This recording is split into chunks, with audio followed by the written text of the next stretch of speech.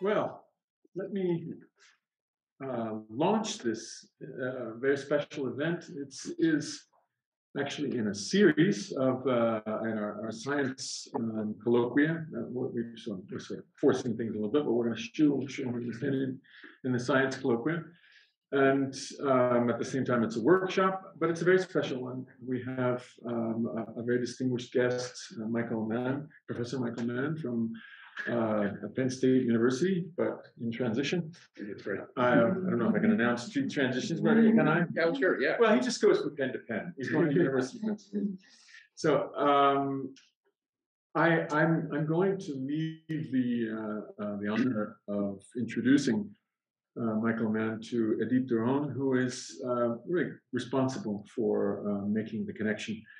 But I just want to express my delight at his presence, and I want to explain just in a couple words why I have hoped that we could do something like this. And the answer is that I think that we must at the EGS constantly be confronting the issues before us. And I think as we've known for years, climate change is one of these. But the situation becomes more and more critical. I think it is sort of dawning on much of the world that this is an existential crisis and that action absolutely has to be taken.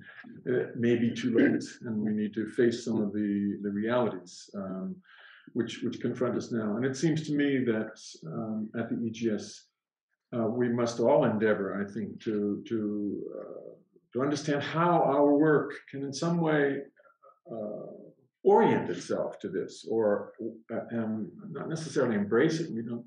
I think that people will continue their important research trajectories, but I would like to imagine that we can start to orient our discussion, both in that research, but in our conversations, in a direction that confronts this this terrifying circumstance that we're living in, which is which affects every dimension of our, I think, our research and our commitments as intellectuals.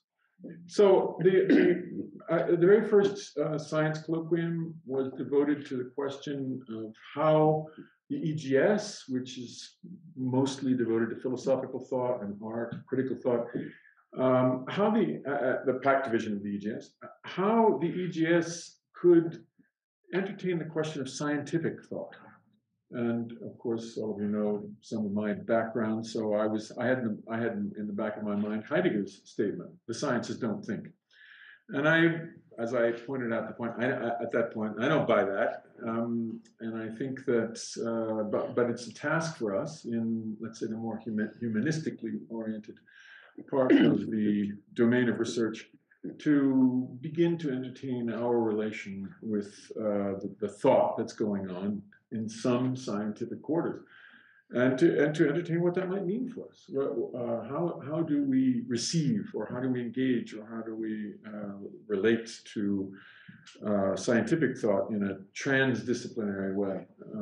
Cross-disciplinary, as we've been describing in the last week, but also transdisciplinary. And I'll pause on that for 1 second, because prior to this meeting, we had a seminar on the topic of cross-disciplinarity, and I was able to share this seat with Rob Wallace, who was in the audience, who was an evolutionary biologist, and I think did some really fascinating interweaving and also encounters in 4 days.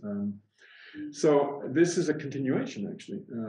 Michael will do with us today. He was present for the last session yesterday afternoon, and I think that shaped his approach to what he will do today. Yeah. So I see these kinds of passages as critically important. We've done them before. This is not entirely new, but I think we must endeavor to push forward and understand how we can do this as effectively and with as many people involved as possible and in many different directions. So with that, let me not take any more time. I'll pass the screen, or I'll have the owl direct its attention to Edith, who will say a couple words about Michael Mann before we begin. Thank you. It's a super honor and pleasure to see you here after so many years again. Michael Mann was part of the same project in which I brought Rob Wallace to the project of Carnegie Nexus, which was to get these 4 museums of art, science, and technology that didn't speak to one another, working together to find a question that mattered to everyone and that no one had any kind of exclusive stake to, looking for ways that we needed each other. So Michael Mann was super kind enough to join us in that effort when we did a program called Atlantic Migrations. I'm just gonna give you a little bit of some of the amazing work that he's done and what he's part of. He's written hundreds of scientific papers, and he's the author of many books. I'll give you some of these beautiful titles, terrifying titles. Dire Predictions, Understanding Climate Change, The Hockey Stick and the Climate Wars. So that's that famous graph that got everybody shocked and terrified. The Hockey Stick and the Climate Wars, Dispatches from the Front Lines.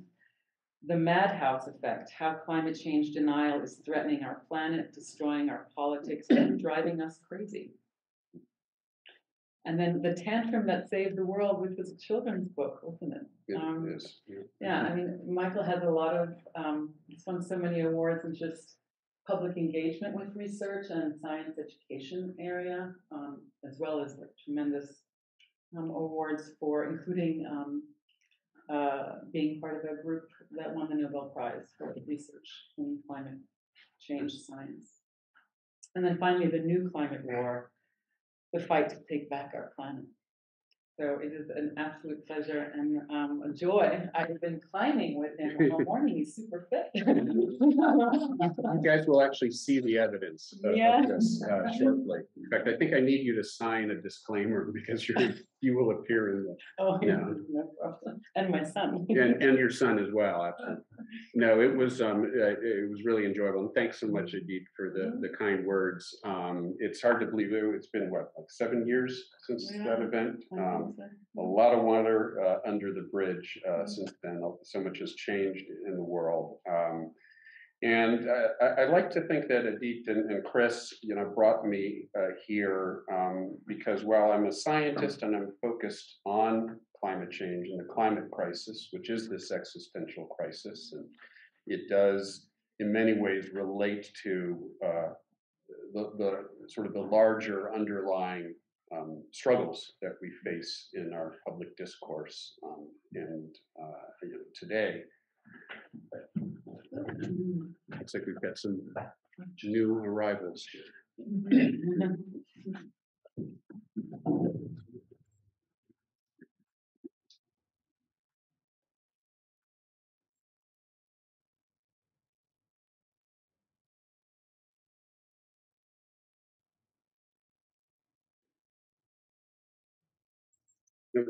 Other people in jackets, so I'm really now I know this is for real. No, so I started at,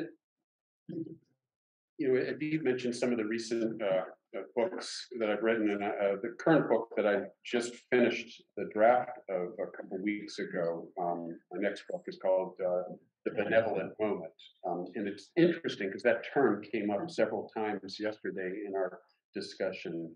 This idea of benevolence and the benevolence of our natural environment, a natural environment that supports, us and other living things. And here, at this location in particular, you really get on this walk that we went on, this hike we went on, you really get a sense of this amazing, vibrant world that we are, so fortunate to live in, and the challenges that it faces because of our behavior today, because of our destructive activities, and climate change, of course, being perhaps the most severe of those consequences, but it's tied to the issue of these pandemics that we're now facing and the role of habitat destruction and climate change, perhaps And so it ties very much into Rob's work as well. There are all of these intersecting themes. And so, yes, I'm a climate scientist, but I'm a climate scientist who was sort of forced out of the laboratory. And Edith sort of alluded to this a little bit, the hockey stick graph that my co-authors and I published back more than 2 decades ago in the late 1990s. Now, keep in mind at the time, I was a postdoctoral researcher. I had gotten a degree in applied math and physics from UC Berkeley. And I know that there's at least one other Berkeley person present here. Wonderful university. And I went off to Yale University to study theoretical physics. And that's what I thought I was going to end up spending my life doing. And a couple of years into it, and I think this is relevant maybe to some of the experiences, I was listening to the concept maps, or what were they called? The concept maps yesterday. And, it was so interesting to me because I remember being sort of at the same position that some of you are in, this sort of random walk that is life, and how do we find our way? What is our calling? How do we find our calling? I started out in applied math and physics, went off to study theoretical physics at Yale University. I was doing statistical physics, and in statistical physics, there's a particular model called a self-avoiding random walk. We all know what a random walk is, but a self-avoiding random walk is a special random walk that sort of selectively seeks not to return to its origin. So you get farther and farther away. And I sort of see, to some extent, our lives, and in this case, my sort of scientific career as this self-avoiding random walk, where I just sort of followed where my heart seemed to be leading me. And after 2 years in theoretical physics, I decided this is not what I want to spend the rest of my life doing. It's important, interesting stuff, but I'd like to find an area of science where I can apply the tools that I've learned, the math and physics, to work on a problem that really matters. And there was a professor. I literally went through the catalog at Yale University of applied science and started leaping through the pages of that catalog. There were a couple dead ends, a couple false leads. I went to talk to, I was looking for some other researcher that I might work with, do my PhD with on a project that's really interesting to me, that uses math and physics. And there was a guy who was interested in hydras, these creatures that reproduce by budding, and he was studying the sort of their behavior. That whole process is like as a dynamical system mathematically, and it sounded sort of interesting to me. I went to talk with him and said, "Oh yeah, I could use a graduate student, mostly to take care of the hydras, this tank of hydras." It's like, I'm sure that's important work, but this isn't really what I'm looking to do either. So then I saw that there was a professor in the Department of Geology and Geophysics who was using math and physics to study Earth's climate system. That sounded really fascinating to me, not because of climate change. And this gets at something I think Chris mentioned yesterday, that many people assume that like I set out to study this science because of the pressing nature of the climate crisis. That isn't how it happened. It looked like a really interesting science problem that had global implications. But my PhD research was mostly focused on natural climate variability. It didn't have anything to do with climate change per se, but the work that I did to pursue this understanding of natural climate variability, and I won't go through the nitty-gritty details, but I was interested in the existence of long-term oscillations in the climate system.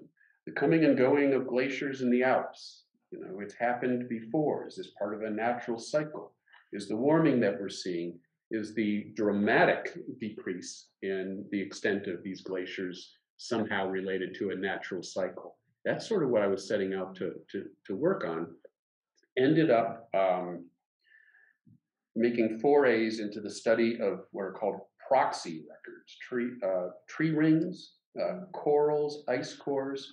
These are natural archives that record something about the Earth system much farther back in time than the relatively short historical record. We have about 150 years of historical instrumental temperature measurements around the world. In Europe, the thermometer measurements go back a bit further. You do have diaries that were kept by monks in medieval times where they were recording what they were seeing. There's climate information.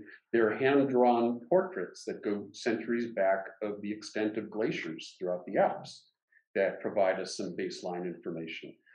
But most of the proxy records we're dealing with are tree rings and corals and ice cores and things that go back hundreds or even thousands of years that we can use to sort of build up this picture of how the climate changed in the more distant past. And so while my PhD research was interested in studying those records to see if we could find evidence of sort of long-term oscillations, our studies of those records led us to produce this reconstruction of how surface temperatures had varied over the planet over the past 600 years and then ultimately the last 1,000 years. And while the work was really driven by our interest in the details of what was going on in Europe and what was going on in the Pacific, and can we build up this global picture of what was happening? The Little Ice Age, where was it, where was it concentrated, and when did it? In the article that we submitted to the journal Nature, we constructed this one graph that in my view was scientifically not very interesting. It's a graph when you take those spatial patterns around the planet and you average over them to get a single number, the average temperature of the entire northern hemisphere. And so it's just a number for each year, and you can plot that number back in time. And so we published the graph, and what it shows is that you wiggle around 1,000 years, 1400, eventually back to 1000 AD. We extended back, but the average temperature was wiggling around, and then the Industrial Revolution, it does that. And so while this was published in 1998, this is several years after the Intergovernmental Panel on Climate Change, the IPCC, in their 1995 second assessment report, had stated that there was now a discernible human influence on the climate. Now, the scientist who was responsible for that, the wording of that statement, good friend of mine, Ben Santer, whose work was very influential in the conclusions of that second assessment report, based on work he was doing with climate models and comparing the model predictions to the observations and showing that they really can only be explained by human factors. They're not consistent with natural factors. For that, he was savaged in the editorial pages of the Wall Street Journal. There were efforts to get him fired. He had a dead rat thrown on his door. You read about these stories, whistleblowers in science, whether it's tobacco, whether it's Rachel Carson, whether it's there's this tradition of scientists who produce truth that are inconvenient to powerful special interests to get attacked. And so Ben Santer was savagely attacked. The reason that the 1995 report didn't state there is now a significant human influence on the climate, because that's the wording that Ben and his fellow scientists came up with going into the final plenary of the 1995 IPCC report, the IPCC meeting. At that final plenary, you have delegates from all of the countries, participating nations, and they can object to individual words. And there were, I believe, 2 delegates, one from Saudi Arabia and another oil-producing country, that strenuously objected to the language. They spent 3 days debating the language until a compromise was finally reached. Discernible. There's now a discernible. Now think about the difference. There's a significant human influence on it. You look out the window, you see that significant influence. Discernible, it's like you've got to squint. You've got to squint to see it. So it was a very successful effort by powerful vested interests, in this case, the fossil fuel industry, to water down the science. And this was, Rob was sort of alluding to this a little bit yesterday, that you see this in science. You see this effort to powerful special interests to put their thumbs on the scale of the scientific discourse, of the framing of science, of what gets published, what doesn't. There's a lot of seepage. A colleague of mine, Naomi Orestes, who's a historian of science, talks about this. Scientists internalize, and I think, Rob, you were sort of getting at this. They internalize that those attacks. It's sort of a version of the what's it called, the syndrome, the Stockholm syndrome. It's sort of a version of the Stockholm syndrome. So scientists who are attacked end up becoming more conservative in their use of language. And so all of these things, so yes, this is a problem of science, but you can just see in my own experiences how quickly politics comes into it. The hockey stick was a threat to these powerful vested interests because it told a simple story. You didn't need to understand the complex workings of Earth's climate system to understand what this graph was telling us, that there is this very remarkable change taking place today, and it's not related to natural factors, it's human caused.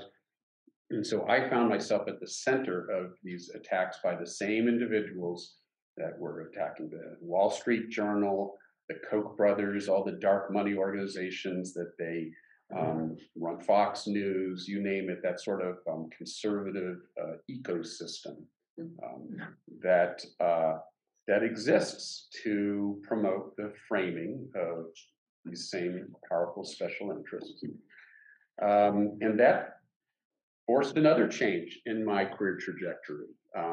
I initially was out there trying to defend my science against what were, I think quite transparently bad faith attacks. They weren't scientifically based. They were efforts to discredit me, to discredit our work based on not scientific, ascientific, unscientific lines of criticism.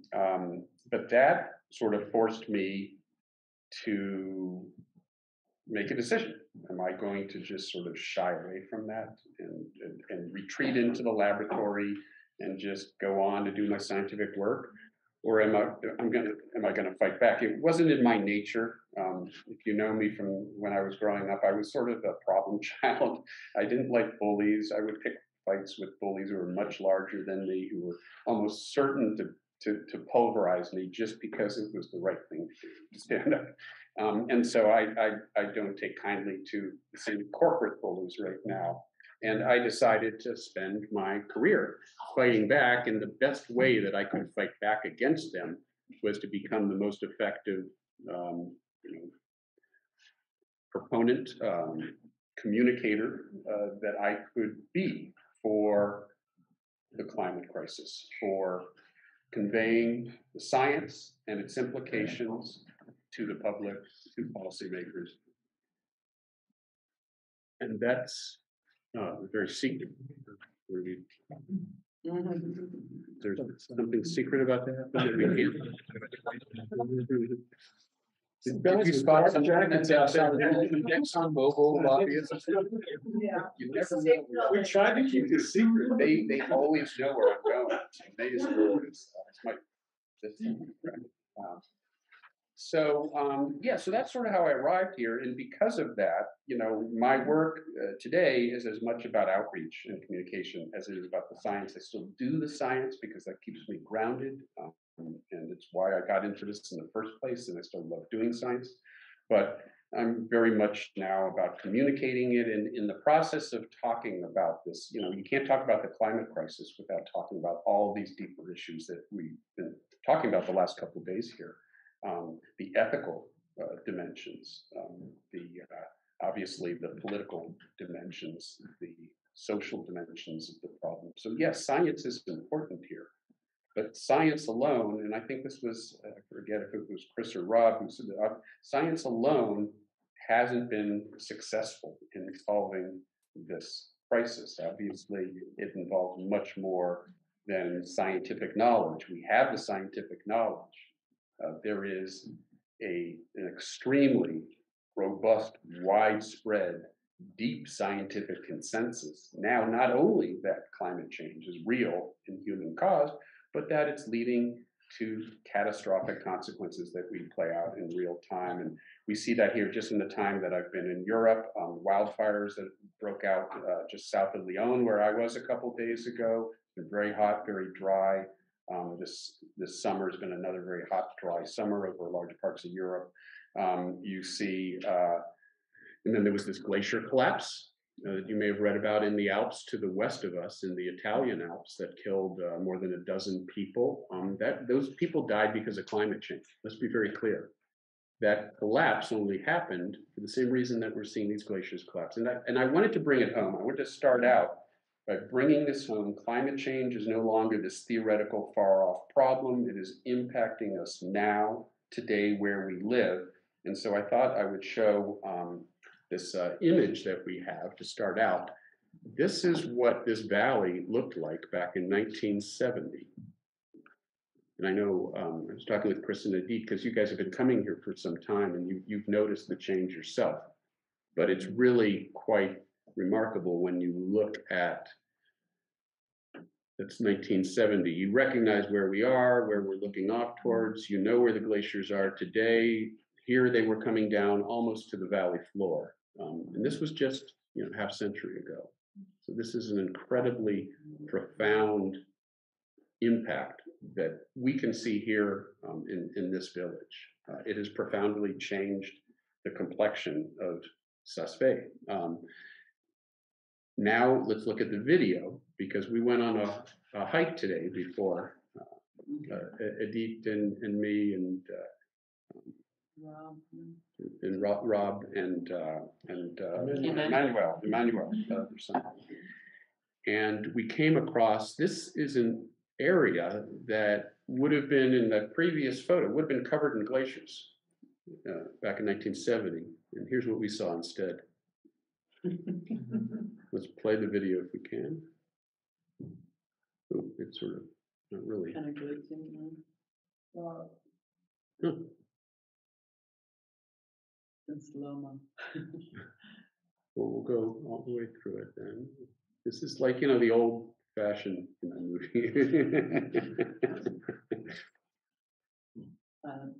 Vin Vendors would probably appreciate this. We could have done it in black and white. I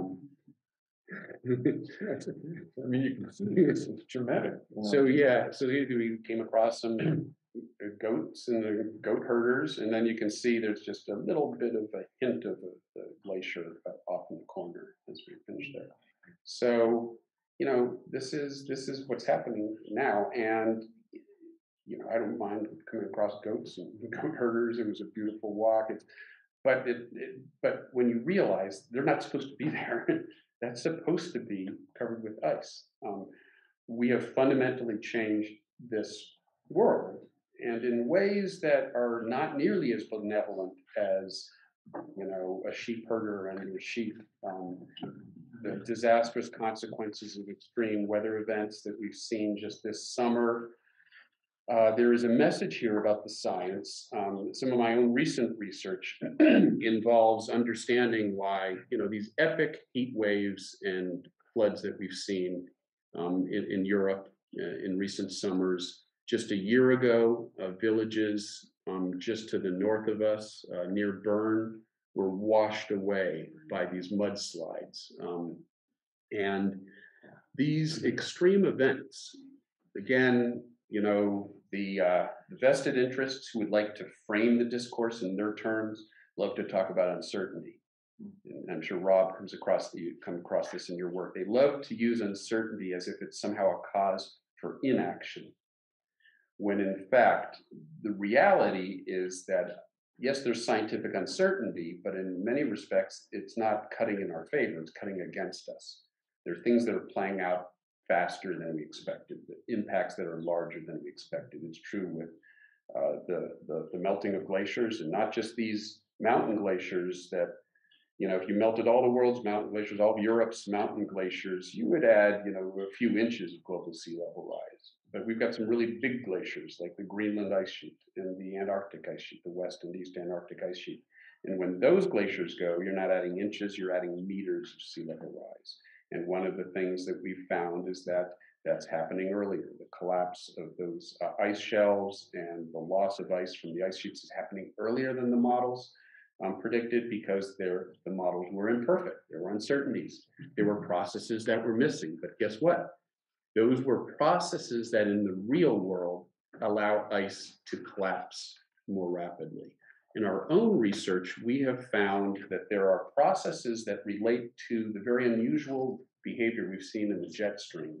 And a close colleague of mine, Stefan Rahmstorff, who's a well-known European scientist, he's at the Potsdam Institute for Climate Studies, and he's done a lot of work on this, and we've collaborated on this to try to understand these extreme events that we've seen in Europe and North America in recent summers that go beyond what the climate models say should be happening at this point. And it turns out they relate to a particular pattern in the jet stream that, interestingly enough, to solve the math and the physics of this problem, it takes me back to the math and physics that I studied when I was studying quantum mechanics in graduate school. We were talking about that earlier as well, how different tools often end up emerging in completely different fields. We don't always recognize them as the same thing. In fact, just a brief tangent there. Rob and I was briefly talking about The Mismeasure of Man, this wonderful book by Stephen Jay Gould, which is really about anti-science and anti-science that was used to undermine, the understanding of evolution.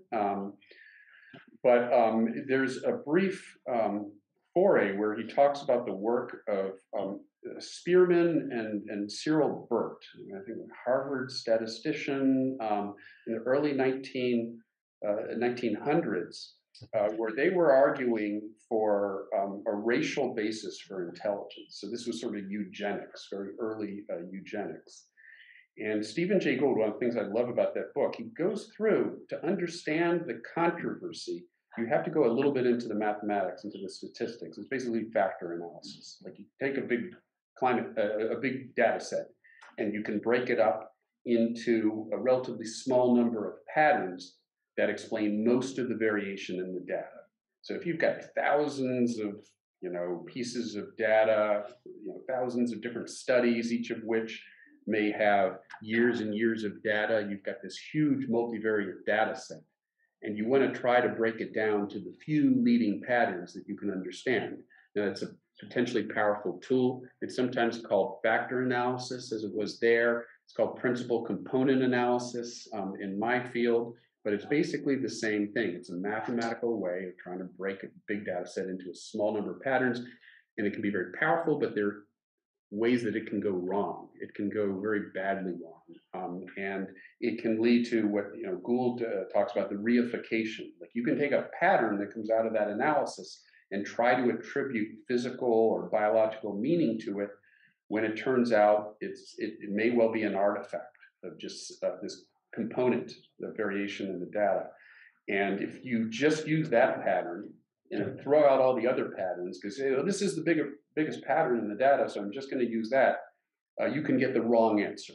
And I won't go into the statistical details of that, but you can get the wrong answer. And sometimes it's convenient to get the wrong answer. If you have an agenda, you can do a statistical analysis, and you see that first pattern shows what you want to argue is true, even though the other patterns contradict it. Oh, I'm just going to use that first pattern. That's what Spearman and Burt did in analyzing like cranial brain sizes of different races, and it was bad science, and it was bad science that was used to motivate an agenda, a political agenda, a socio-political agenda. And it was a long digression here, but part of the reason that I go through this, the same exact thing, and in The Hockey Stick and the Climate Wars, one of the books that Edith mentioned, one of my first books, I talk about Stephen Jay Gould and Mismeasure of Man and that whole episode, because there were there's a mining executive and an economist who tried to discredit the hockey stick very early on, and it got a lot of mileage in the Wall Street Journal, and it was based on exactly the same error that Gould talks about. It was the reification. It was they had basically sort of screwed up the analysis and then just took one pattern out of the data set and discarded all of the other variation in the data. So what this tells you is that science gets into some themes, while we can frame it as objective, so much of it can depend on the choices that we make, the way we frame it, and it's easy to make choices and to use framing that gives the wrong answer, and perhaps gives the wrong answer, the answer that we're looking for political reasons. So it gets at this issue of objectivity, scientific objectivity.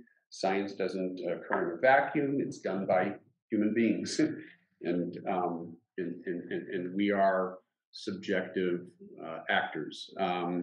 So these are just some of the thoughts that I wanted to put out there to sort of try to frame this in some of the terms that yesterday's discussion was framed in.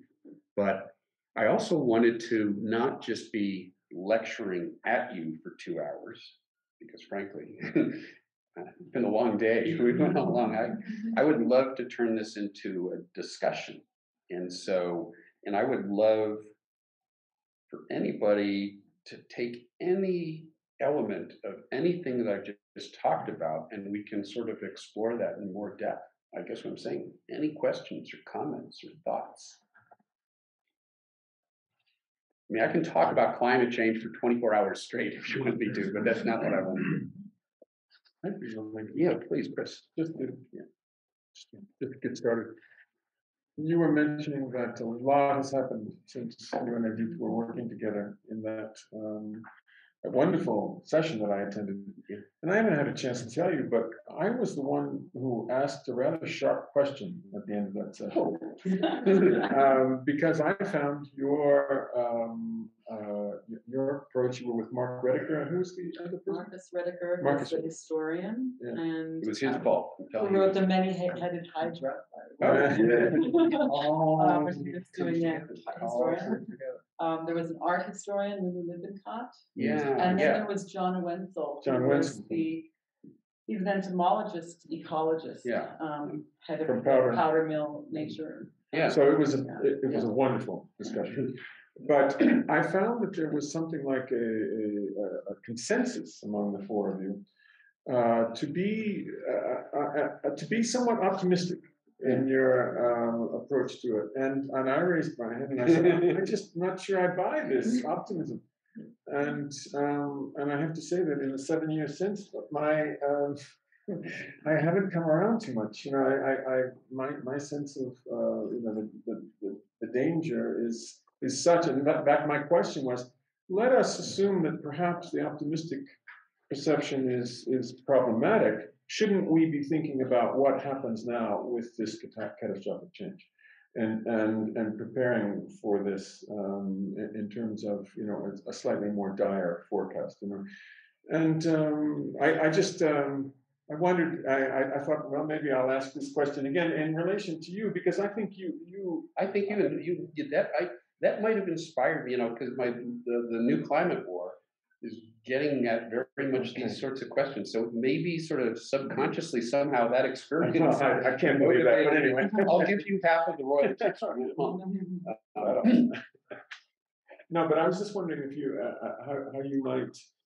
Because at that moment I thought they are in some respects conforming to a fairly national, even international accord that with regard to climate change issues, one should be somewhat moderate and not too pessimistic, because we need to gather forces, we need support and for the scientific discoveries and so forth. And I think that this was sort of the order of the day, to be somewhat forward-looking and heaven knows that we need help and support and so forth. So I understood perfectly well, but at the same time I was uneasy. And I just wonder how you feel today in terms of this kind of question, because you have an important public role in these issues. And I just wonder how are you feeling about it, and how is perhaps the tone changing in relation to the realities we're facing, which become more and more grave, as you're pointing out. Yeah, so thanks, Chris. I mean, it's a great question, and I really do think that at least it might have been one of the underlying factors. This growing sense. I mean, the fact that a lot of people are asking about this, how the are we effed, question. And as I like to say, it's not whether or not we are effed. It's how effed are we? That's the real question at this point. If you're, people who lost homes in these wildfires just this last week, if you or a community was basically destroyed by mudslides. If you're, from Puerto Rico,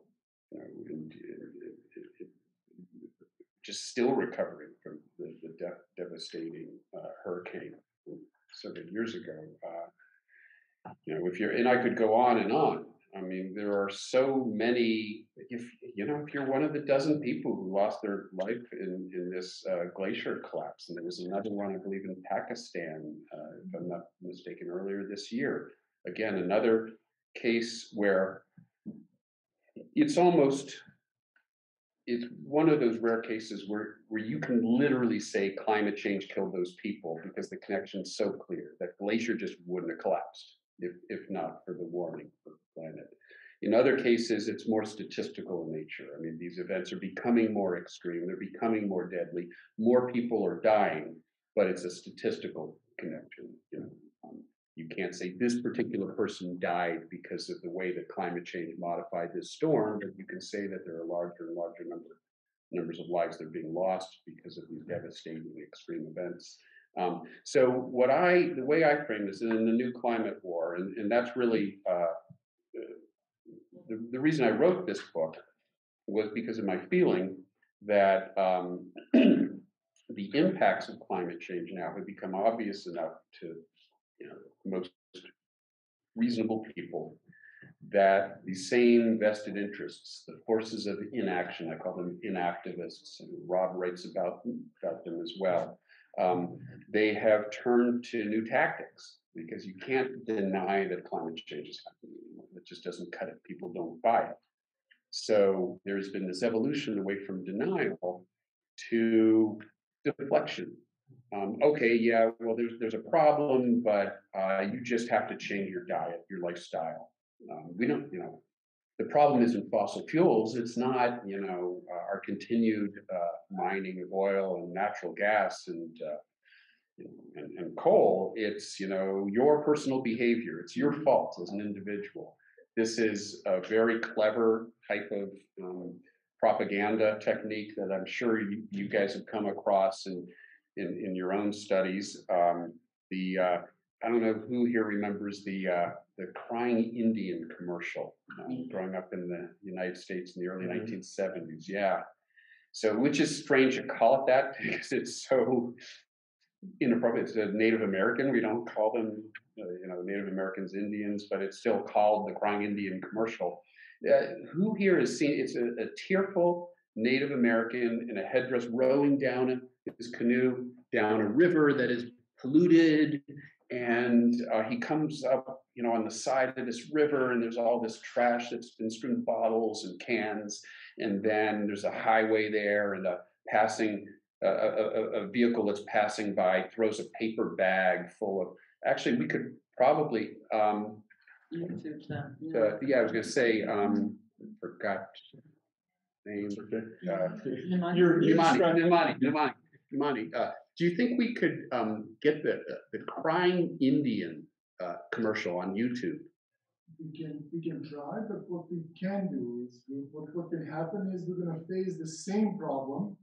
Oh, it's just It's going to lag.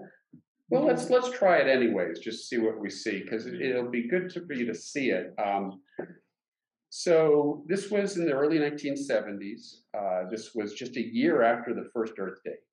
So it was April 22nd, 1971 is when that commercial first aired. It was part of the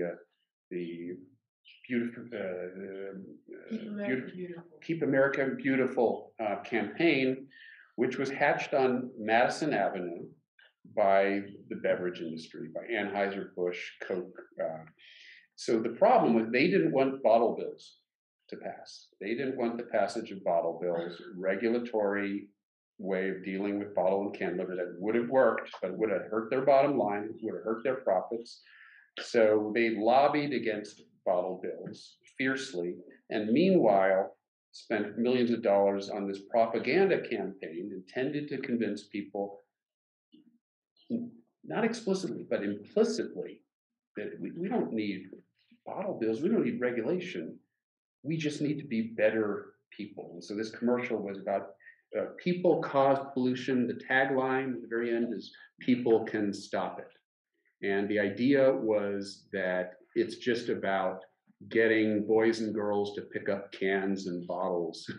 And maybe we'll get it up here and maybe we won't, but the point was that it seemed to many of us who were growing up at the time, I was like 6 years old, was this very sort of empowering commercial, like, oh yes, we can solve this problem, you know, and there's this whole generation of people who were inspired by this commercial, but in fact we were all victims of a deflection campaign that was intended to defeat bottle bills. And as it stands, there's no national bottle bill in the United States. I believe there are only, you know, a handful of blue states now that have bottle bills. So they were successful. And at least thanks in part to the success of that deflection campaign, we have one of our other great global environmental crises today, the global plastic pollution crisis. So the fossil fuel industry has used the same playbook. And you even have, like, the New York Times buys into so many of the articles in the New York Times about climate action are about individual behavior, tourism, changing your vacation travel plans, the car you drive, all these things that, sure, we should do these things, right? I mean, we should all be the best environmental stewards we can be, and it helps, but without larger incentives, without policies, without regulations, there's no way we're going to achieve the sorts of reductions that would bringing carbon emissions down by 50% within the next decade, which is what's necessary to keep warming below 1.5 Celsius, 3 Fahrenheit, where we start to see some of the consequences. So, is it measurable, the relationship between individual behavior and global impact? oh, I mean, is it possible to quantify? Yes. You know, yeah, I mean, it's I think you can do that. You can look at, I suspect there are studies that look at, you know, that have looked at, you know, states that have bottle bills, states that don't, how that changes, and you could use that as an estimate of how effective these campaigns are that encourage individual action.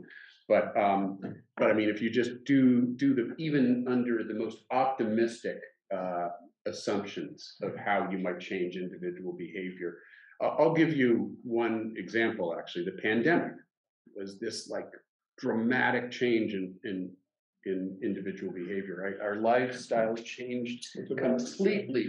Well, with the social distance during the first, you know, several months, the first year. no hugs anymore. Yeah, no travel. We weren't traveling internationally. We weren't going out. Seminars by Zoom, not in person. Yeah, exactly. You guys, you know, for a couple of years experienced that here with this conference, and it was a dramatic change in behavior. It lowered carbon emissions by 7% for 1 year.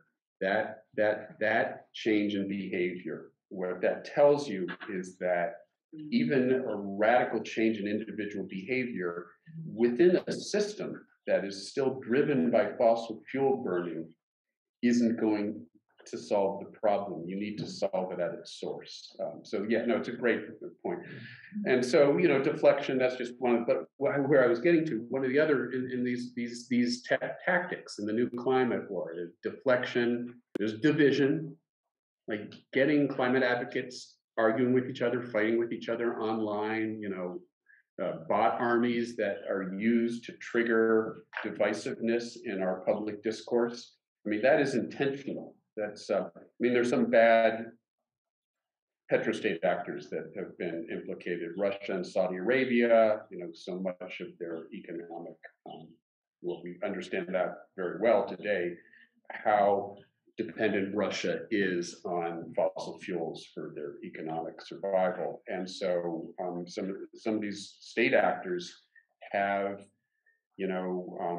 engaged in efforts to tamper with elections in other countries, including the United States, Canada, Australia, and to generate division, often online within environmental communities, getting them fighting with each other. It's sort of divide and conquer is what this tactic is known as. If we're all fighting with each other, then we're not taking the fight to the enemy, which is what we need to be doing. So there's division, and there's delay. We'll geoengineer our way out of this problem. Trust us. We'll carbon capture and sequestration. We've got the technology. Just trust us. We'll solve this problem 10 years from now. And so let us continue to extract and sell fossil fuels and burn fossil fuels, because we'll solve the problem eventually. That's another tactic, and that is a very widespread tactic today. Who here happened to see the film, and I'm going to draw a blank, Don't Look Up. Thank you. Don't Look Up. So it was really an allegory almost about this, this idea that we can the technocratic approach to solving a problem. Adam McKay, it framed it in terms of a comet that was going to strike the planet, but it was climate change. It was about climate change. It was about the relative inaction and the sort of dysfunctionality thus far in our response, and all the factors that play into that, modern media culture. But you also see there's this technocrat who's played by this one actor, wonderful. I mean, I thought he almost steals the show. I'm trying to remember his name. Ian,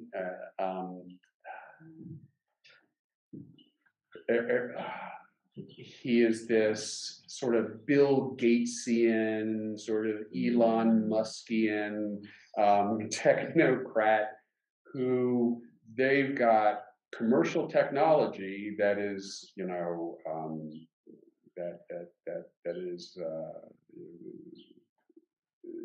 is a matter of intellectual secrecy that they are going to use to deploy these drones that'll mine break up the comet into lots of pieces and mine it for valuable ore that they can profit from. And so this is the way that the problem is going to be solved. And if you haven't seen the film, sorry, this is a spoiler alert here. Guess what? The technocratic approach doesn't work.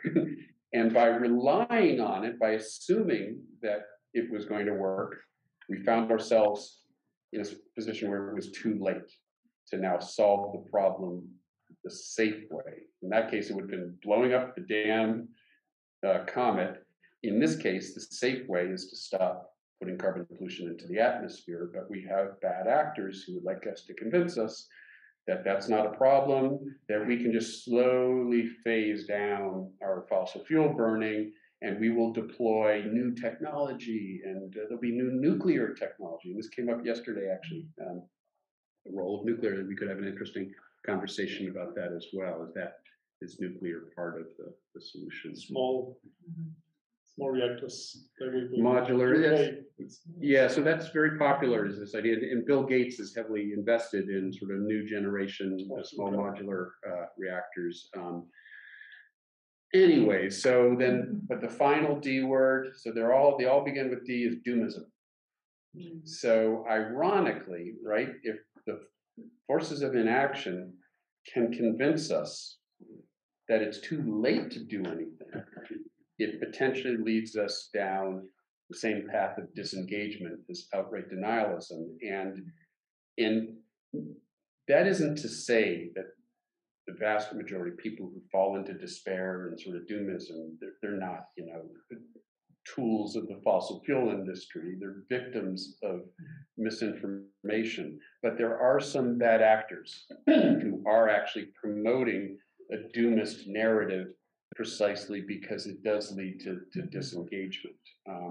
And so where I come down in the end is the truth is bad enough. The truth is bad enough would be sort of my tagline here. as scientists, we have to be truthful and blunt in communicating, and just sort of in the beginning of our discussion, I was sort of pointing to how uncertainty isn't our friend, and how it's been cutting us against us, and how things are sort of worse in many respects than the model predicted. So we've got to be honest about that.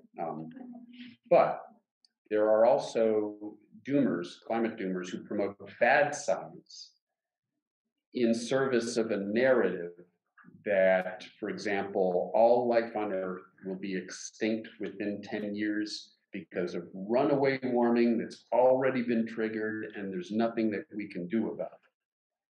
Now, where does that leave us? If it were true, that would suck. But it's not true, and because it's not true, it's pernicious. Those narratives are pernicious because they breed a false sense of despair and doomism. That isn't to say that it isn't, that things are bad. And by the way, that's the science. That's what's possible. We can still prevent catastrophic warming of the planet. We bring carbon emissions down, like I said, within 50% within the next decade. So that's sort of, it's still technically, scientifically possible to solve this problem. That doesn't get into all the socio-political dynamics that are involved. Is it within our nature to rise to that sort of challenge? Can we solve this problem within the framework of a neoliberal, global economic system, which is something we were sort of getting into yesterday? These are all legitimate questions. And it's sort of where I thought maybe some of the conversation would go here. All right, there was another long exposition. I want to keep it more interactive. Thank you so much also for facing down the corporate bullies and the important work that you do. I have kind of self-avoiding random question coming from another field altogether. But sidebar, why do you choose Yale rather than Princeton? That's not the question where you work. For a speculative philosopher or post-philosopher, when you place an emphasis on subjective actors, that gets a rise out of our zombie bodies. Right. And when worries, perhaps problematically, I mean, there's no quarrel with everything you say, but oh, great, then we're done. no, but if you do another tour of duty around some of these condemned sites and insults and injurious, let's say, emergency breaks to the kind of work that needs to be done without question, then still one worries sometimes, in view also already, the one who launches this question might be Nietzsche, who asks about the scientificity of science, and how can science be asked to promote galaxies of joy, and can science be induced and seduced to promote something like what he titles his book, joyful, gay, frolicking science that pushes through some of these barriers. And I wish that was available when I was in graduate school. yeah, right. So, or Husserl's crises of science and scientific thought that might have a built-in break that prevents it from going full speed ahead somehow. Yeah. But the thought of, and the quasi-figure or disfiguration of going full speed ahead brings me to something like psychoanalytic insight, which is the thrill-kill kind of thinking, which is maybe a different approach, though with the same urgent pessimism and yet stepping up kind of energy Yeah. that you bring to the table, Yeah. which is maybe locatable in beyond the pleasure principle in the death drive, the Aggressionstrieb. So he starts up the engine of the death drive with extreme aggression, and in some philosophical precincts that siphon off of some of Freud's insights and devastating remarks, the kind of thrill of extinction, and endpoints, checkpoints, and throwbacks to regressive violence that we get off on. We is a problem. You know? Yeah, absolutely. No, I know exactly what, I mean, Thank you. in the book, I talk about climate doom porn. That's what I think. It's exactly what you're describing here. It triggers this sort of almost, this adrenaline rush, in a sense. Yes. And so that's, and so it's interesting to me, because there are all these social science studies that will say certain approaches, certain narratives are more likely to lead to action, and others are less. The reality is it depends on the individual. And there are some people who might be driven to engagement through this path. And so I think it is important to recognize that that maybe the belief that you are, threatened with extinction is necessary to motivate you to greater action. I think that can definitely be true with some people, and it's a sort of fight or flight response, and some people will respond sort of just by being frozen through paralysis. And so I think that it's a challenge when it comes to efforts to further engagement on climate action, because it does depend on the audience or even the individual.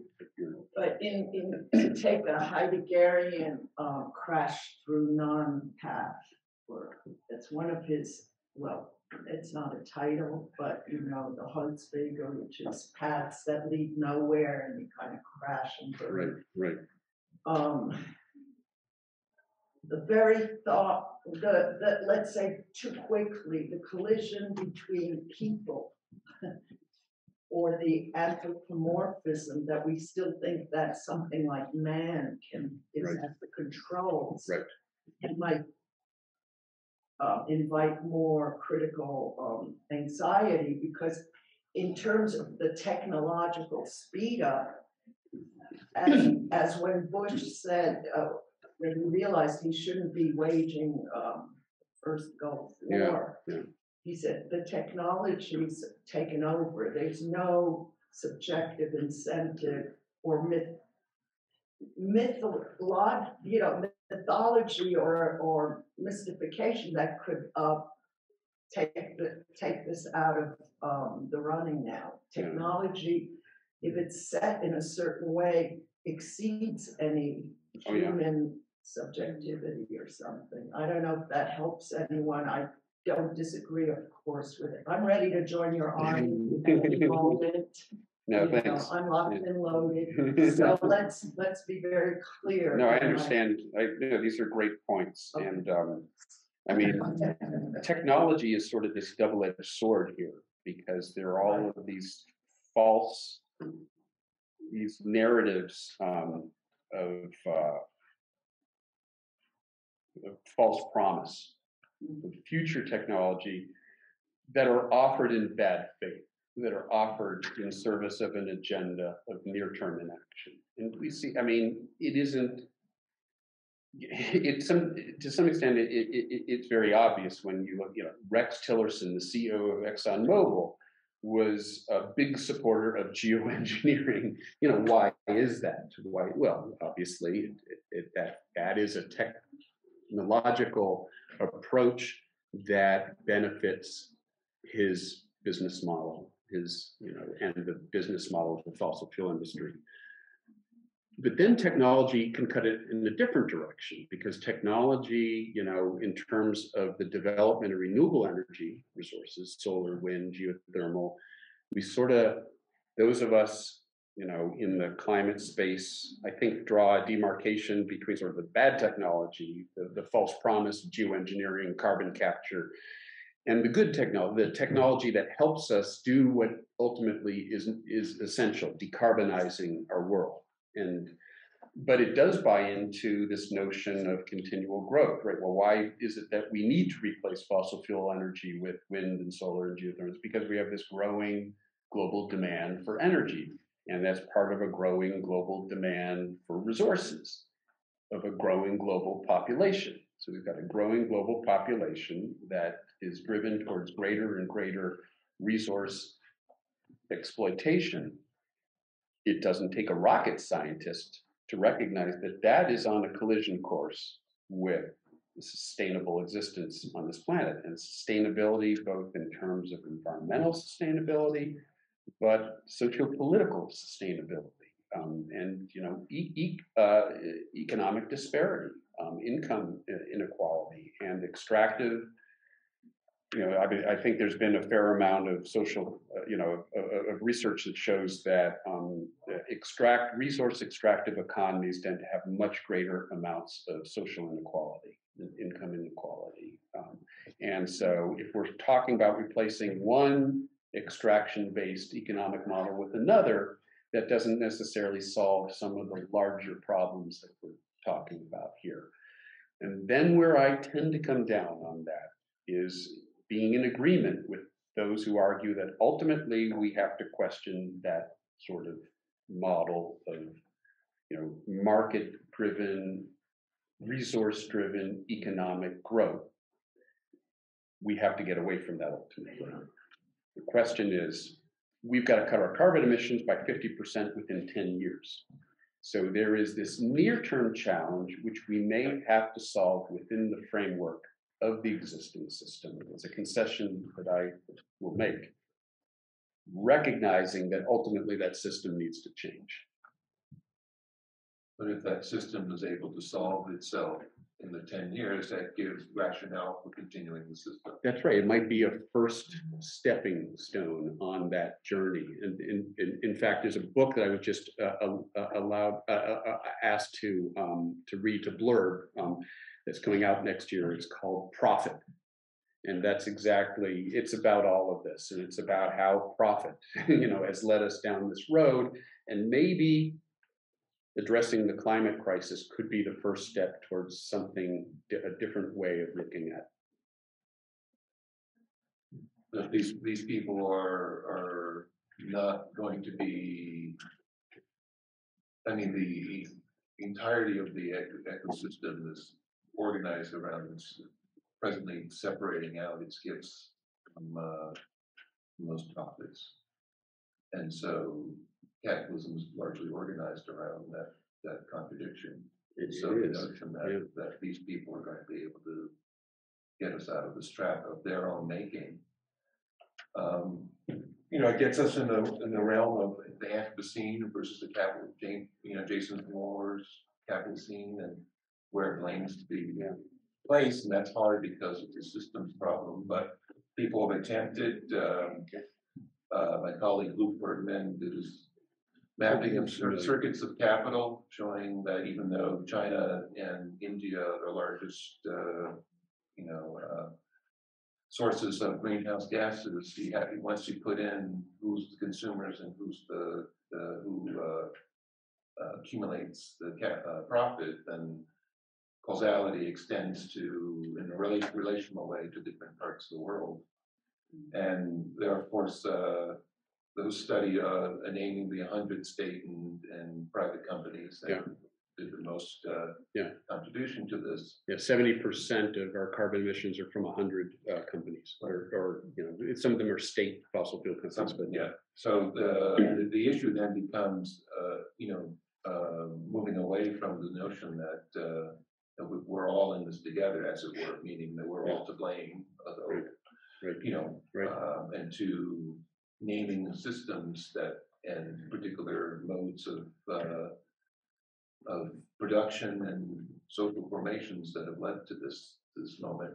And I'm curious if your team or people you know have actually, and it's a hard problem because you have it's wheels within wheels, and you have punctuated impacts and distributed nonlinear and synergistic cascades, and the attempt though might be, even in its failure, might be worth it to begin to allow us to make decisions about how to organize and to whom and where to try to attempt to exercise power or remove power. Yeah, yeah. Yeah, no, it's, I mean, this is always the challenge. It's, it's clear that the current system is leading us towards, disaster. How do we change that system within the framework of the current power structure? And I mean, there are some small victories that we can look to. Even in terms of environmental crises, we did in large part solve the acid rain and ozone depletion crises within the framework of sort of market-driven vehicles.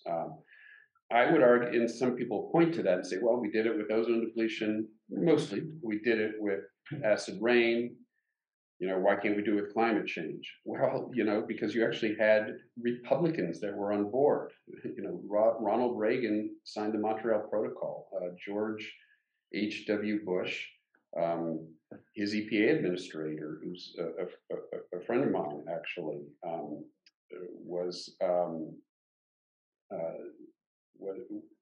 gave us cap and trade. Cap and trade was introduced as a vehicle to deal with the acid rain problem by the Bush administration EPA.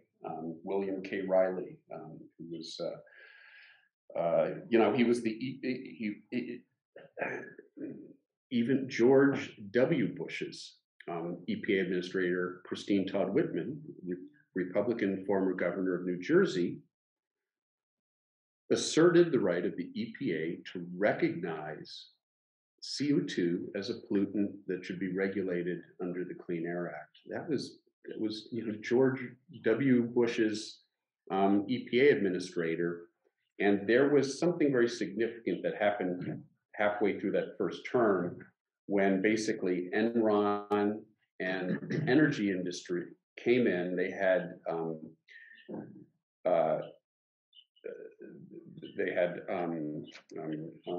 Dick Cheney basically took over control of environmental policy in the Bush administration. They kicked Christine Todd Whitman out. She resigned. And from then on, they basically delegated environmental policy to the polluters. It was the foxes guarding the hen house. And that's the way the Republican Party has been ever since. So we are now in a very different political environment from the one we were back, where one of the two major parties is absolutely committed to destroying environmental policy. Look at what just happened with the Supreme Court of the United States, that in a true act of judicial activism, for conservatives who have always argued, against supposed judicial activism, the Supreme Court is engaged in the greatest judicial activism of our time, overturning the right to privacy, a woman's right to abortion, the right to, for a state like New York to ban conceal and carry firearms, and now the right of the EPA to do what it was basically designed by Richard Nixon, gave us the EPA, by the way, another Republican. So, I mean, that's where we are now. We have one of the two parties that is captured completely by polluting interests and is using the power that they have to try to gain such a firm control of our voting infrastructure, our election infrastructure, that we may be locked out of any mechanism for political change. Now I'm starting to sound like the pessimist. How do we, and if the United States fails to act, the world will fail to act, because we are the world's largest cumulative carbon polluter. And if we don't act, then China has every right to say, why shouldn't we? And so that's where, and India has every right to say, why shouldn't we? To a step out from the US, there's a famous graph of showing the carbon added to the atmosphere as it blows by every single global agreement, whether it's Kyoto, Rio, or Paris. And so the broader notion of at a time where whether there's the global solidarity enough to actually turn gestures into action may indicate that, although I don't think we'll end in 10 years in extinction, I'm certain you would be able to give us a possible model here of how the various wheels within wheels would disengage from each other that would be catastrophic to millions of people's lives. Yeah, it doesn't take runaway warming Right. to yield catastrophic consequences for a global population of nearly 8 billion people who are dependent on stability of our climate services. Yeah. So I think I'm coming out to on the side of the present system, however, wonderful gestures toward all the things that we like in humanistic sense is also at the same time presently in a Incapable. terrible spot in terms of governance to come about to make that, in part because of what you started with your talk, which is all the frankly corruption. Doesn't have to be envelopes of cash, but there are those as well that have disrupted the capacity of all of us to come together to talk about what would be a terrible, difficult problem anyway. That's exactly right. Yeah. No, I mean, you can point to some small,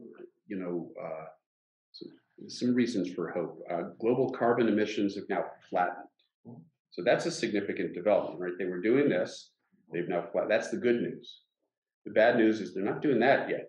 And they've got to do that, I'm not a great skier. My daughter can out-ski me. There are probably some black double diamond slopes around here. We also walked past sort of a bunny slope in our hike today. We would have been dealing with a bunny slope in bringing down our carbon emissions if we had acted 2 decades ago. Now, we've got to come down a black double diamond slope. We've got to bring our carbon emissions down by 50% within a decade. And right now, we're just riding along the plateau. We're not coming down yet. So until we see those numbers come down, and in every year that they don't, then it ratchets up that calculation. Okay, now we've got to bring them down 70% within the remaining 7 years. And what is true is, then we miss the 1.5 degree exit, Celsius exit. That is devastating for a large number of people. 1 degree Celsius, what we've experienced thus far, is devastating for a large number. So in an odd way, we're already dealing with catastrophic consequences. So the question is, how bad do we let it get? And it provides a little bit more agency, I think, if we view it in those terms, because it's not binary, it's not a cliff that we go off. It's this dangerous highway we're driving down, and we've got to exit as soon as possible, and we may miss the 1.5 exit, but darn it, we'll still then try to get off at the 1.6 exit. So you can look to where we are for a little bit of hope. There's been an important change in the curvature of that curve. It's stopped increasing, it's flattened, but it hasn't yet done that. And so then the question is this system, is our current global market-driven geopolitical system incapable of doing that? Is this as good as it can do? I don't know. We've made some progress within the framework of that system, but it's clearly not enough progress. Before here, I gave, so I decided to do 2 events as part of this trip to Europe. And so a few days ago, I was in Brussels giving a presentation to the OECD and the European Commission. So it's sort of a remarkable juxtaposition. I mean, these are sort of the power brokers that we're talking about. And they were very receptive to the message. Are they willing to really do what's necessary is a different question. Can I ask another question? Nemanja, you said you have the YouTube thing? Did Oh, you- cool, yeah. I have the YouTube thing, but let's first start with Christopher Zimmerman. He has a question. Ah, Okay. Oh, sure, yeah. Hello? Hello, thank you so much. My question, actually, you've sort of been talking about this for the last 15 minutes in some ways, so my question arrives late, which might be perfect for a philosophical question. But you've been talking about vested interests, sort of corporate anti-regulatory campaigns. You also made it clear that, the depth of the scientific consensus around these issues is such that, our deadlock is not on the level of knowledge. We know very well, but nevertheless, and it just seemed, although you've been bringing this out, thank you for that, that the figure lurking in the background is capital. And I guess I'm wondering, to what extent is a significant response to climate crisis, does it require a move away from capitalism? I mean, the nation state is no longer, like, if only certain nations cap things, it's not enough. We need actually, should we be moving towards sort of maybe a new communism in a sense of the commons? Anyway, you've been talking about this, and I was just wondering about this, the necessity. I mean, isn't the issue capital? In Yeah, a way. Yeah. Yeah, And no, thanks. how do we negotiate? How do we maneuver?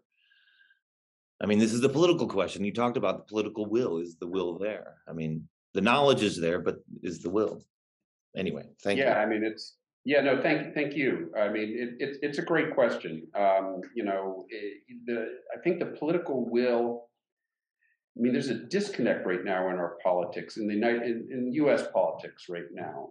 For example, I mean, climate crisis is valued, is the top couple items of the agenda of Democratic voters.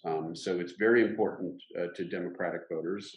There are actually more Democratic voters than there are Republican voters, but because of gerrymandering and other things, there's a minority that's been able to maintain, some degree of control. So part of it, now just looking at the United States, the anti-democratic sort of components of our governmental system are getting in the way because there's public support for action, but it's not translating to political change. And, if you want a drastic example of that, take gun control. I mean, my God, 90+% of Americans, an overwhelming majority of Republicans, think that there should be common sense gun reforms that go well beyond these paltry, changes that were agreed to in this recent compromise bill. And so here we have overwhelming public support for something and absolutely no answerability on the part of our government because of the anti-democratic nature of our government. So that's just the United States. With capitalism, so it's an interesting question, right? Because imagine a world where there's still vested interests, powerful vested interests in the energy industry, but the wind, solar, and geothermal. That's a model in which you could actually see a solution to the climate crisis, but it would still leave us with this larger problem that I was speaking to, which is our dependence on a resource extraction-based global economy that eventually that leads us into, it leads to disaster. It's on a collision course with basic principles of sustainability. So I guess the answer to your question is, in the long term, probably not. At least market economics driven by resource exploitation doesn't seem to be compatible with a sustainable environment. And that probably has to change eventually.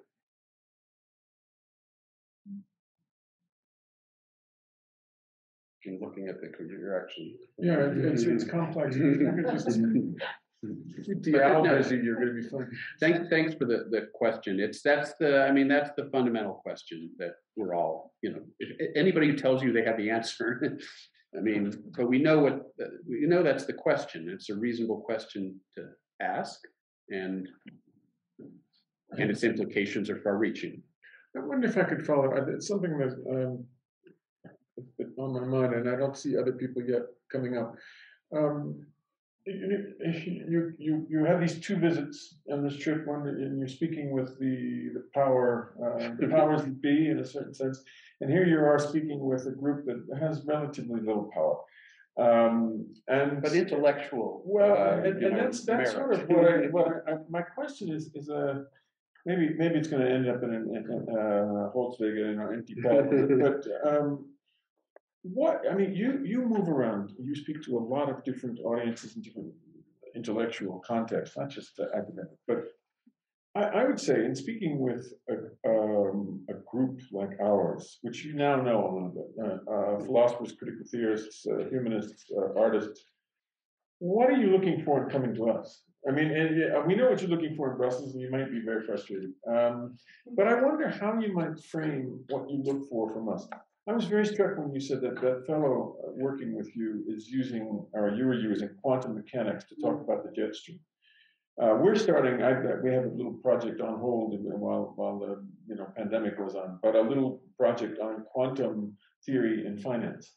And so we're looking for different paradigms, different ways of thinking about economics.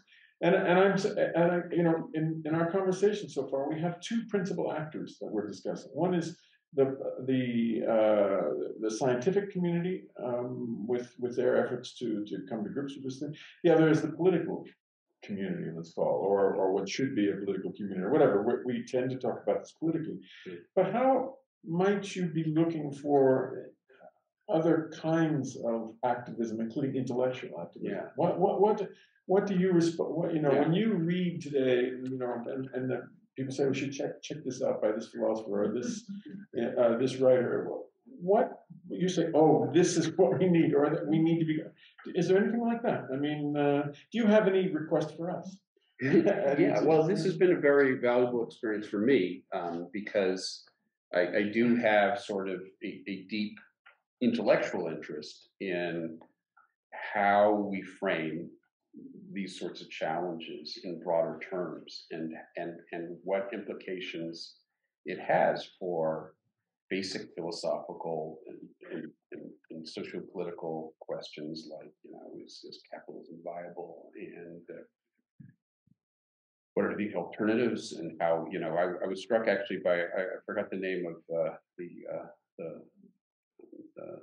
lady, you the artist, yes, sort of like, if you love doing art, but you wish you didn't have to do it within the framework of this capitalist system that requires you to sort of market it as a product. And I mean, to me, it gets at the same question. Is there something better that's achievable? And if so, how do we achieve that? And that philosophers have been asking that question for centuries. And since it is ultimately that question that I'm so interested in, I have a great interest in what I can learn from philosophers and social theorists. And Adit sort of mentioned in my bio, like some of my efforts sort of speak to my interest in working with people who communicate in different ways. I co-authored a children's book with a children's illustrator and author, Megan Herbert, and it was a wonderful experience because it was a way to use art and sort of the poetry of children's writing. The book has an almost sort of Seussian sort of feel to it, the writing. And it's a way to reach a new audience. It's a new way to talk about it. And I learned something in the process of that collaboration. I learned something about ways, to effectively, when you spend most of your time communicating to adults, for example, you forget how to communicate to children, and it's useful to work with somebody who does that for a living. And then the Madhouse Effect was co-authored with Tom Towles. Some of you might be familiar with his work. He was the cartoonist for the Washington Post. And he had these square cartoons that appeared on the page of the Washington Post for years.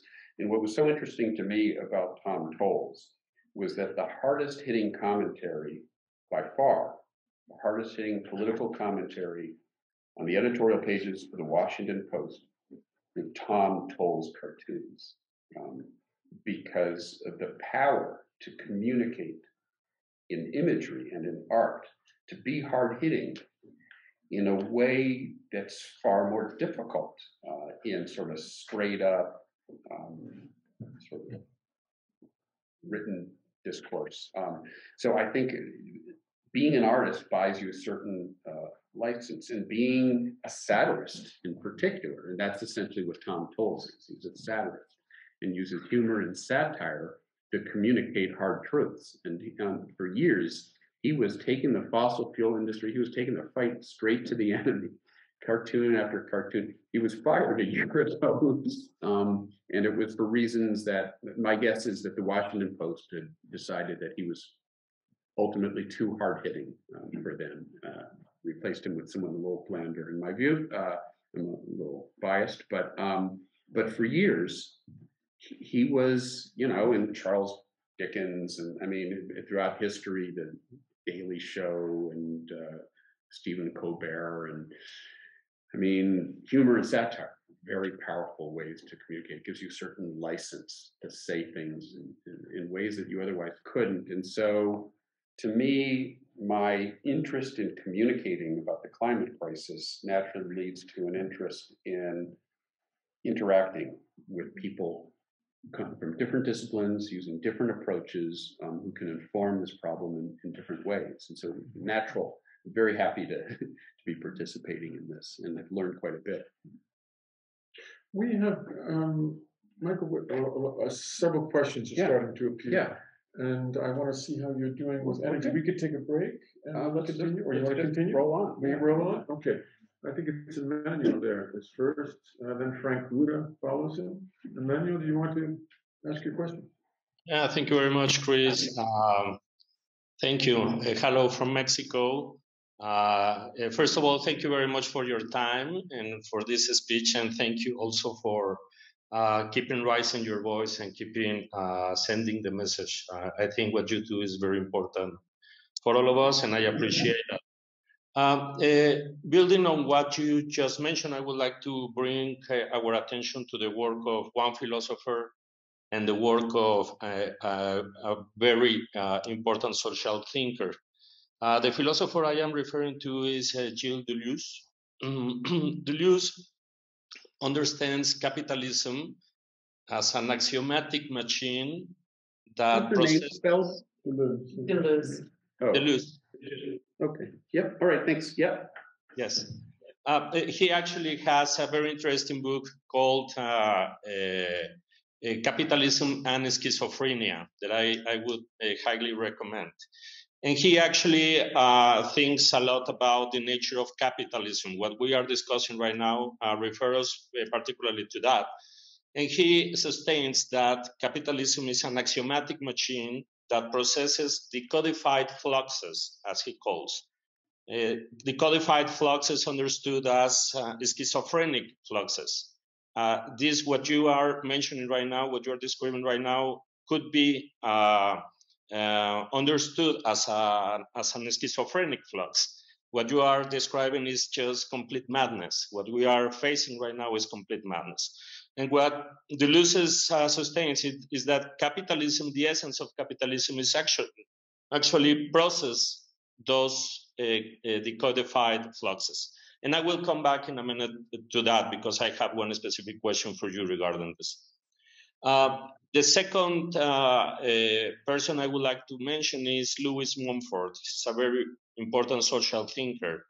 Mumford also analyzes about capitalism, and he sustains that capitalism is a result of a particular way to internalize space and time.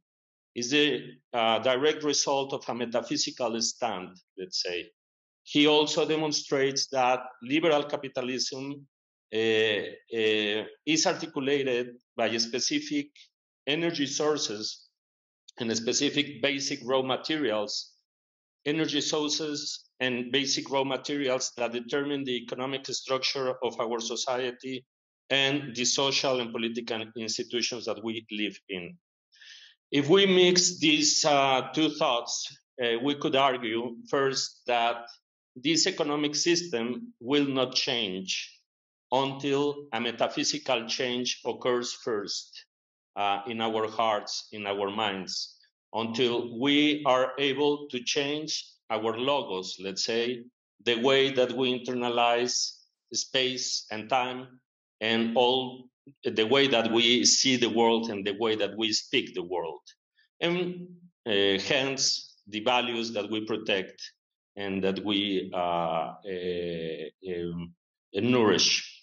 Second, the second hypothesis based on these two thoughts would be that meanwhile we don't make this metaphysical change, capitalism will survive. And capitalism eventually will process this madness that we are facing now and will adapt without disappearing. So the real question here would be, to what extent this adaptation of capitalism will actually destroy our planet? And my question for you will be, going back to Mumford's position regarding basic sources and basic raw materials, the main question is, are we really ready to change the basic energy sources of our society? Is gas a real option to diminish the pollution that we have right now? If gas is an option, up to what extent are we will be able to meet to the goals of global warming that we have set up? If it's not an option, and it's very likely that it's not really an option, we will face an increase in global warming of more than 1.5% centigrades in the coming years. How our world will look like. I hope I was clear, and sorry for taking all this. Thank you. No problem. Thank you for the question. It's a wide-ranging question, and I'll try to sort of touch on some of the aspects of it. I mean, so, you know, that is the basic question, is, you know, is environmental sustainability consistent with market, you know, economics, neoliberal economics, resource-driven sort of extractive economies. And, you know, one can imagine, I suppose, a system that is still capitalist in nature, but which is less dependent on resources and more dependent on services, information. You know, it's possible. I think one can theorize, you know, a new and different type of sort of capitalism that could be sustainable. But I'm not sure that that's true, because capitalism also provides a means of gaining power over the political process and gaming the politics in a way that's advantageous to a small number of factors and not necessarily to the public at large. So I worry that even if we could get away from an extraction, you know, a resource-driven global capitalist economic system, you still have those basic inequalities. You still have that asymmetry, and we're seeing that right now in American politics, where you know, the reason that our democracy is failing is because a small number of vested interests have gained power over our political process, and the ability to change laws in ways that favor them and not the people who are supposed to be, whose interests are supposed to be served by government. So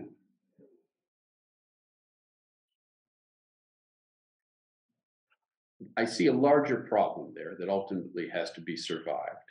I also see a way to address the climate crisis in the near term.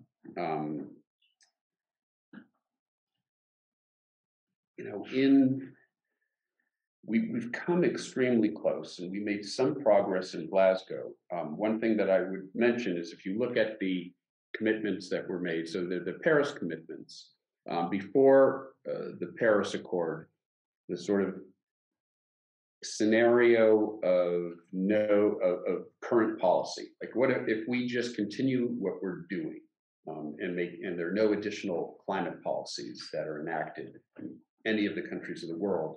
That's sort of a current policy scenario, and it's better than a total inaction scenario because there are already some climate policies that have been agreed to. And so if you look at sort of what the current policy trajectory was at the time of Paris, it was about a 4 degree or almost 4 degrees Celsius warming of the planet. Completely disastrous, catastrophic. If you now take the commitments that were made in Glasgow and you total them up and you run them through the models, we're now looking at a scenario of potentially less than 2 degrees Celsius warming. So that's substantial progress that was made in the framework of this existing system. There are 2 caveats there. 2 degrees, that's still too much. We need to get it below 1.5 at a minimum. And those are commitments. Those aren't deeds. And so it remains to be seen if those commitments can be translated to deeds. One reason to worry about that, for example, is something that I was alluding to earlier. Without US leadership, it's very difficult to see international engagement, global engagement. And we saw that when the US was leading and engaged under the Obama administration, then China sort of enacted policies, climate forward policies that went even beyond the commitments they had made, and they were actually decommissioning coal-fired power plants. Not only not building new ones, but they were decommissioning coal-fired power plants during the latter part of the Obama era. Then we got Trump, who said, we're going to pull out of Paris. That signaled to the rest of the world that the United States was no longer serious. It was in that environment that China and India really eased up on their commitments. Now we've got the Biden administration. We've got an administration that once again is committed to engagement, but we have a court, not just the Supreme Court, but the other district courts that have been overruling administration actions to restrict pipeline construction and to prevent new fossil fuel infrastructure on public land. So there are things an administration can do, and the courts are preventing them from doing that. But most significant of all, there's a limit to what the president can do to make good on his or her commitments. So the Biden administration has said, we are committed to reducing our carbon emissions by 50% within this decade. But they can't do that without legislation. They can't do that without executive actions that won't be reversed by a conservative court system. So the danger here is that in my view, is that if you ask me what is my greatest concern right now, it is that the same fundamental threats to American democracy and the ability, again, of bad actors and special interests to now game our political system has now put us in a situation where we cannot make good on the commitments that we make as a country to the rest of the world. And if we fail to make good on those commitments, then the whole thing collapses. That is why one thing I've been emphasizing is the absolute importance of these upcoming midterm elections this fall in the United States, because the future of American democracy and potentially the future of global action on, with respect to the climate crisis could quite literally hang in the balance of just a small number of seats in the US Senate and the US House of Representatives. It's a scary thought, but I think that's where we are right now. Thank you, Michael. That's chilling. Frank Ruda has a question. Well, thank you for this. I have a. I mean, I can describe my question in the following ways. I'm wondering if there are certain epistemological dangers in describing our relationship to the environment that have ontological implications that may orient or instruct or disorient political action. What I mean is very simple. What do we mean when we talk about the environment or nature? Does it come with stability assumptions? And it seems to me it comes with stability assumptions. And these stability assumptions seem to be popping up everywhere. And these seem to be really, really problematic. Problematic, for example, is the idea you distinguish between good and bad technology, right? The bad use of technology is a problematic way of using resources. But isn't the assumption that there is a good technology that will actually save us or prevent a certain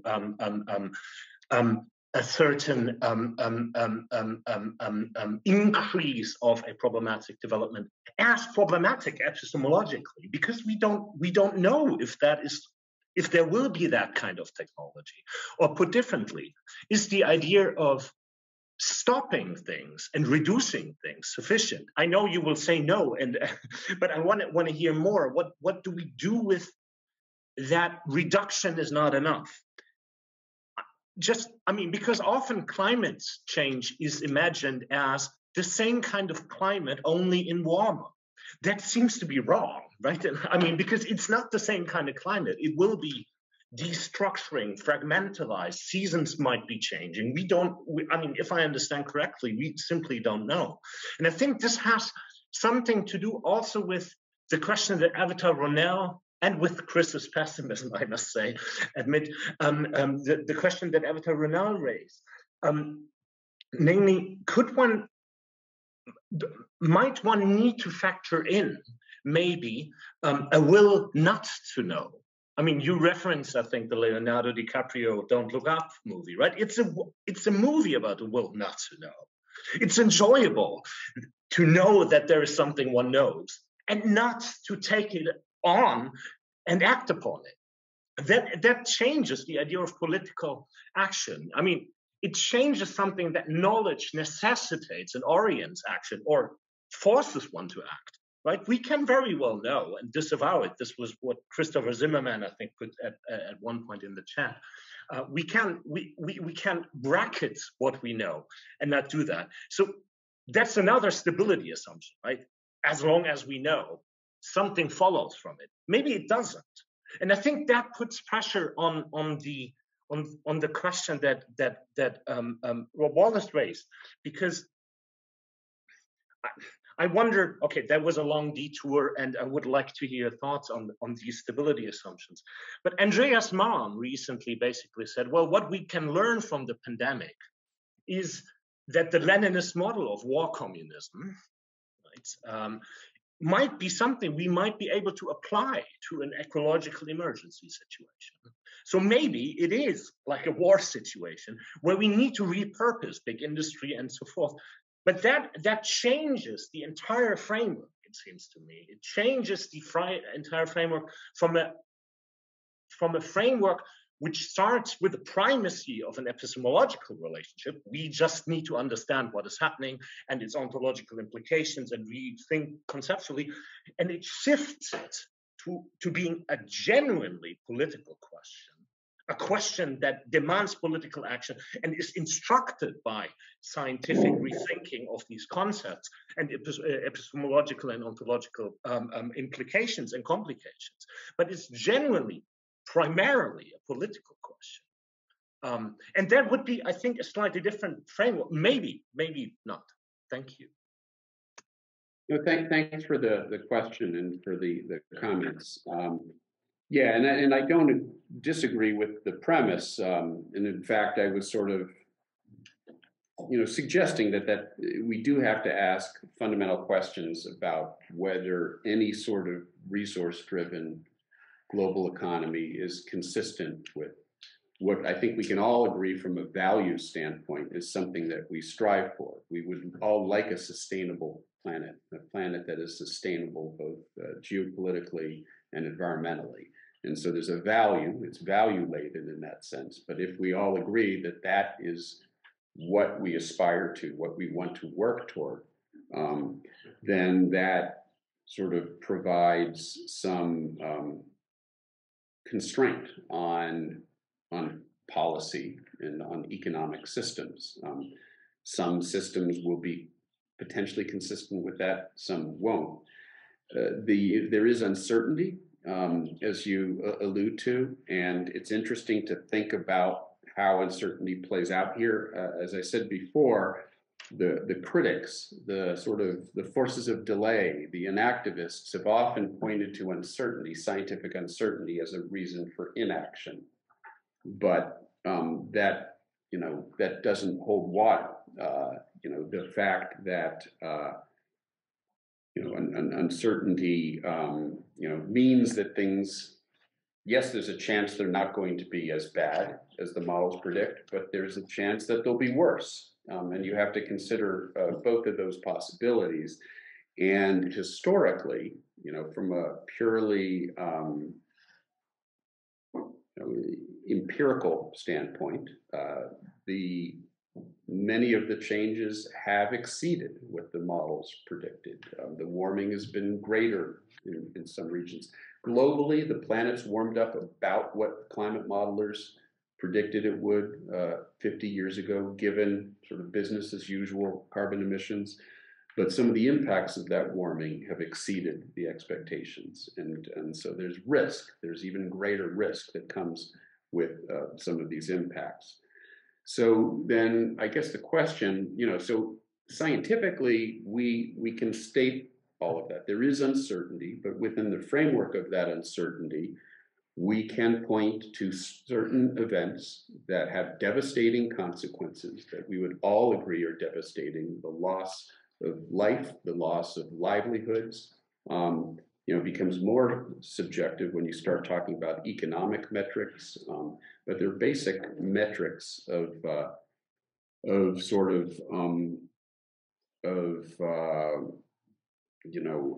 utility, of basic utility that we can point to and say are threatened by climate change and are threatened by continued fossil fuel burning.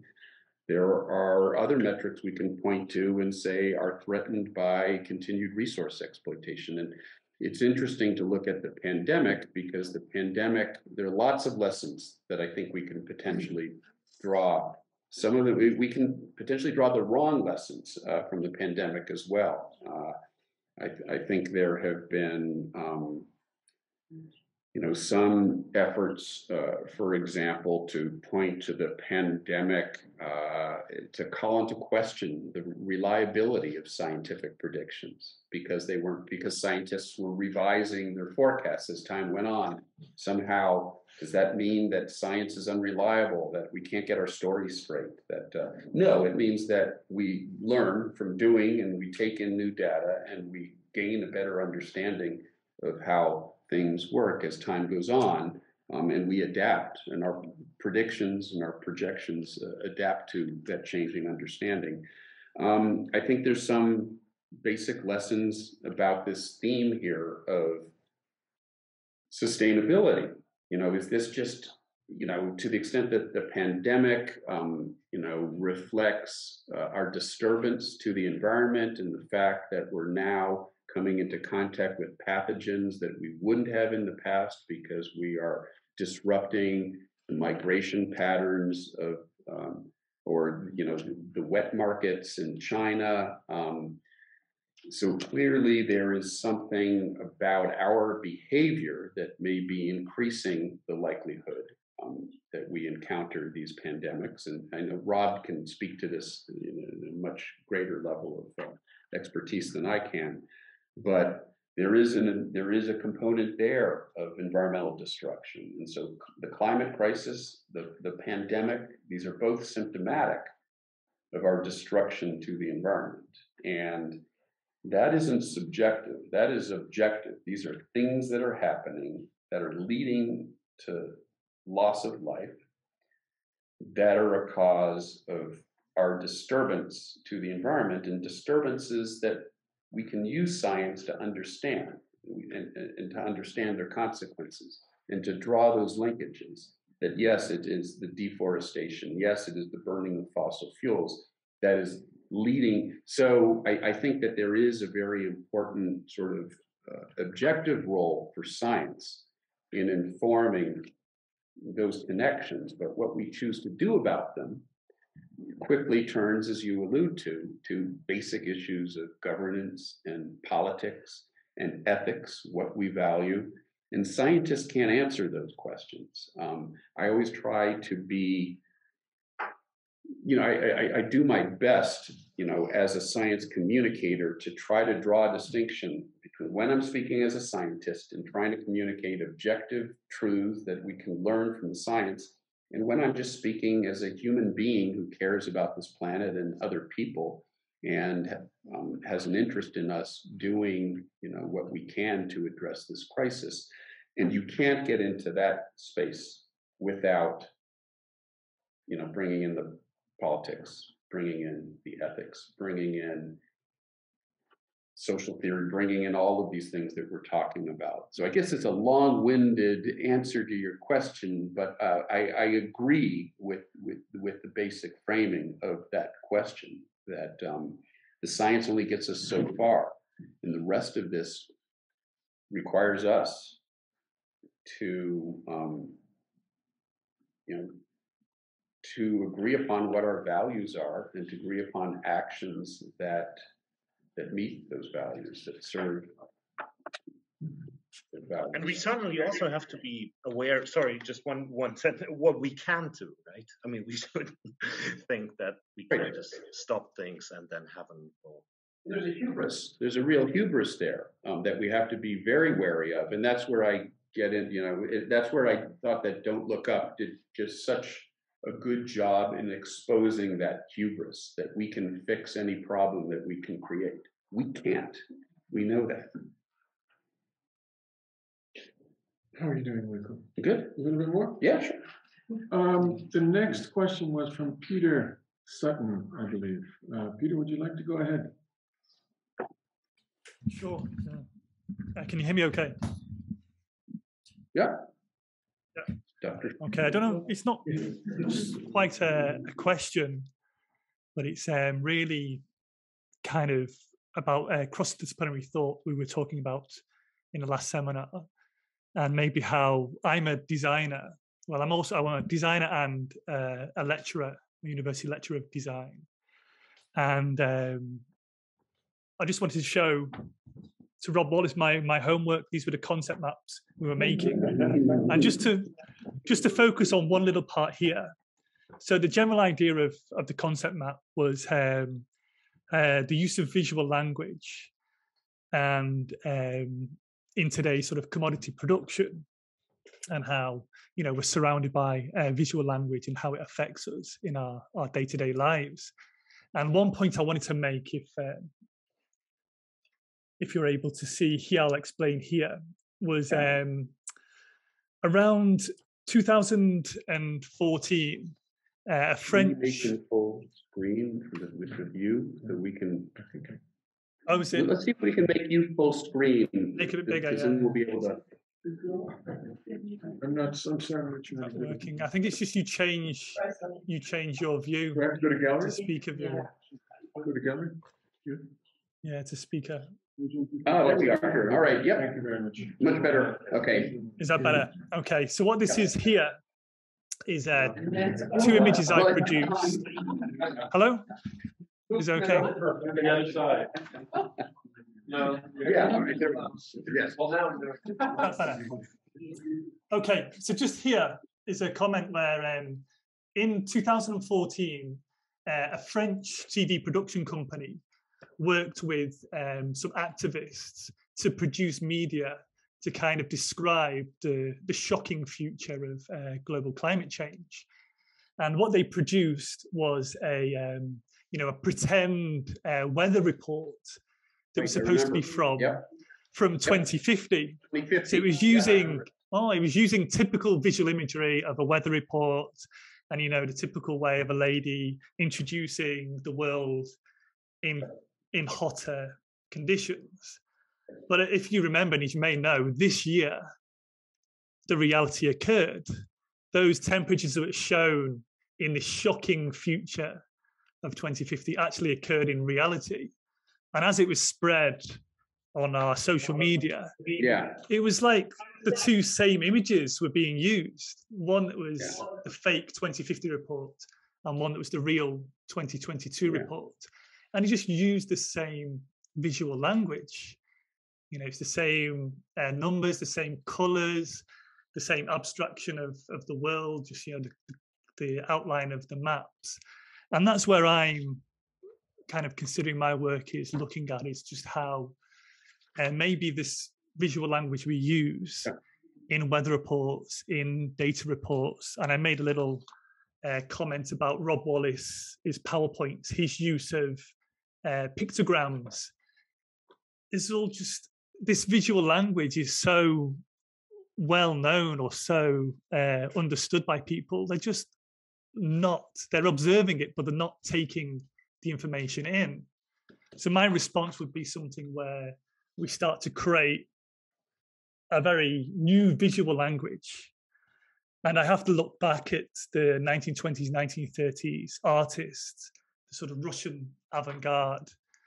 And I don't know if you know, you may know, that certain ones didn't like representation. So they don't like paintings of kings, of queens, paintings of landscapes, because representation maintained the social, they felt that maintained the social order. So they really went for very abstract, just use of abstract shapes. So Lidzitsky and Rodchenko, they were artists that were just moving away from what they viewed as representational art to try and shock people into it. And I just want to mention that, for my discipline, for my design, I just feel as though even weather reports have just become just so, I don't want to say normalized, but the visual language that's used in them, it just doesn't do anything for us. It just doesn't, and we don't even respond to that. I just want to say that, as a designer, maybe I'm trying to think about more shocking ways of changing visual language to present it. Yeah, it's a great, Thank you. It's a really good point, and what happens when the satire becomes reality, then there is this danger of sort of normalization, right? Well, okay, all right, now you have to be even more shocking than to draw the distinctions, to draw attention, to create urgency. And I mean, this is something that we see in American politics right now. Each time, sort of the Trumpism, reaches a new low, well, they'll never do that, and then they do it. And then there's this shifting goalpost where this normalization of abnormal behavior, we're seeing that play out in American politics right now. And you're right, if we're not careful, we can end up doing it in our communication efforts. It's something that requires a lot of thought. I'm trying to remember that it's a satire, right? As the weather report, it's sort of tongue in cheek, or is it straight up? I read into it, and it was just a TV production company working with activists So I think it was supposed to be. It was like The video camping. clips that were presented at like a week event. So there's an event for a week talking about climate change, and I think they were presented as quite matter of fact. I don't think they were seen as satire. I think they were supposed to show this is what's going to happen if we don't change. But the visual language, the way they were presented, you know, it occurs, it happens. This year it happened, and it's using the same visual language, and no one responds to it at all. Yeah, no, you're right. It's this whole normalization. We've become inured to ever more shocking realities, and it's true in our politics. It's true. It can be true in the way we convey things like the climate crisis. Something to really think about. But the weather report, I think, was always a comical genre. Well, that's what I did. Yeah, right? Pseudo-scientific. I thought it was sort of campy. Yeah. So that's what gives you the. I mean, because it's this. You know, there's this phenomenon known as no, not Godwin's law. It's one of these laws that that's spoken of in sort of on the internet, where as reality becomes ever more similar to the satire of reality, it loses its impact, and that's evidently what's happening here. They were first called weather prophets, so it was transitioning from biblical. Oh yeah. Right. Maniacal prediction and divination. Did we? I just want. We did finally get the. Should we just look at the Crying Indian commercial if we have it, just so people can see it? Yeah, and then let's see. We have a question from Terry Smith, and we may be coming closer to a conclusion after that. So Nolan, you want to show that, and then we'll go to Terry? Yeah. But you do need to mute yourself. Will do. In order to avoid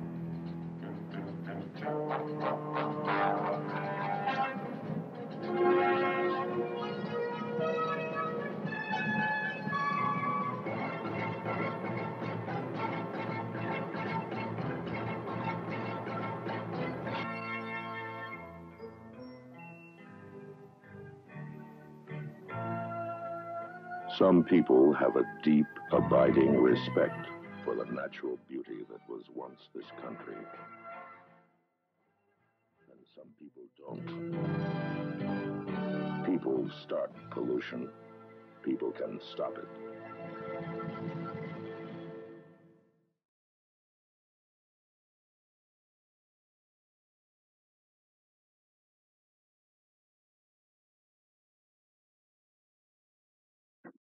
The actor. Okay. Yeah, the actor is. Now we're getting a. Okay, there we are. No feedback. The actor, his name is Iron Eyes Cody. He was frequently an actor in Western films. Had played Native Americans before he was an Italian American. So, and there's a Latin expression that I use in my book, and I forget what it is, but it means some of you may know it. Those who lie about the little things often lie about the big things. So the fact that even that was a lie, that he wasn't even a Native American, tells you something about that there was an even greater underlying lie, which got to the core of what the propaganda that was being communicated there. Terry, would you like to present your question? Thanks very much. This has been a wonderful session, particularly with Michael's great ability to question deeply the assumptions, all the key assumptions that we tend to work with. He has science to fall back on. Many of us don't have that, but it's nonetheless very good. It's also wonderful that we've come to talk about images and what I call the economy, the kind of wars that occur within the image economy that dominates us, dominates the way in which we see the world today. Recently, we've had a conflict between the imagery of generated by Trump and the imagery generated by the pandemic. And that's in a way displaced the imagery of global warming and the fears of global warming. But I'm glad to see that it's that kind of imagery is something we need to be working on and developing in a much stronger way than they did back in Keep America Beautiful. Just to Documenta, I've just been to Documenta, and there are some of the collectives working at Documenta have, like the Inland Collective, for example, do produce imagery that's very strong and powerful in this regard. And Documenta is also an example of a collection of collectives. It's an exhibition where the curators, who are an Indonesian collective, have brought to Castle collectives from all over the world. And apart from an unfortunate, in fact, regrettable and terrible image in one painting, which was removed, that's created a distracted controversy, it's an exhibition about community and collectivity, working on very relatively low levels to generate local solutions that can model and spread. That's getting to my question, because in a way, a lot of the discussion has used the word we as if we still had a we, a universal we. It's a question of whether we still have a universal we in my mind. It's also a question of whether we have capitalism hiding behind and waiting to take over and transform and dominate everything. Mackenzie Walk may have it when she says that capitalism may be finished and now it's worse. We may be in a worse situation. We may have, in fact, a variety of models, political models that are not going to work in the current circumstance, but need to generate different forms of communality and collectivity of a different kind. That's the question I'm getting putting to you, Michael. Have you thoughts about the forms of communities, the different kind of models of communities that don't assume capitalism will survive forever? Because I think it's my view, it's on its last legs myself. I have that view. Similarly, the social systems from the past have problems. I think the authoritarian regimes fragile and will collapse. They're very powerful, but they're not going to become dominant. So we have these models that we keep assuming will be the big models, but they're not what happens in a world. And the other final thing is nature itself may not be that benign, in terms or coherent, fundamentally coherent. So in a sense, the challenge, I think, is larger than what we're even mapping now. The solutions in some ways are smaller, maybe, but I'd just like to get your sense of that picture that I'm painting here. Yeah, no, really interesting points. Thanks for raising them. I mean, in my mind, there's an interesting distinction between democracy and capitalism, because I think we tend, when we talk about the United States, to somehow assume that they are the same thing. They're not. And, the problems right now with US politics is that we are losing our democracy because of the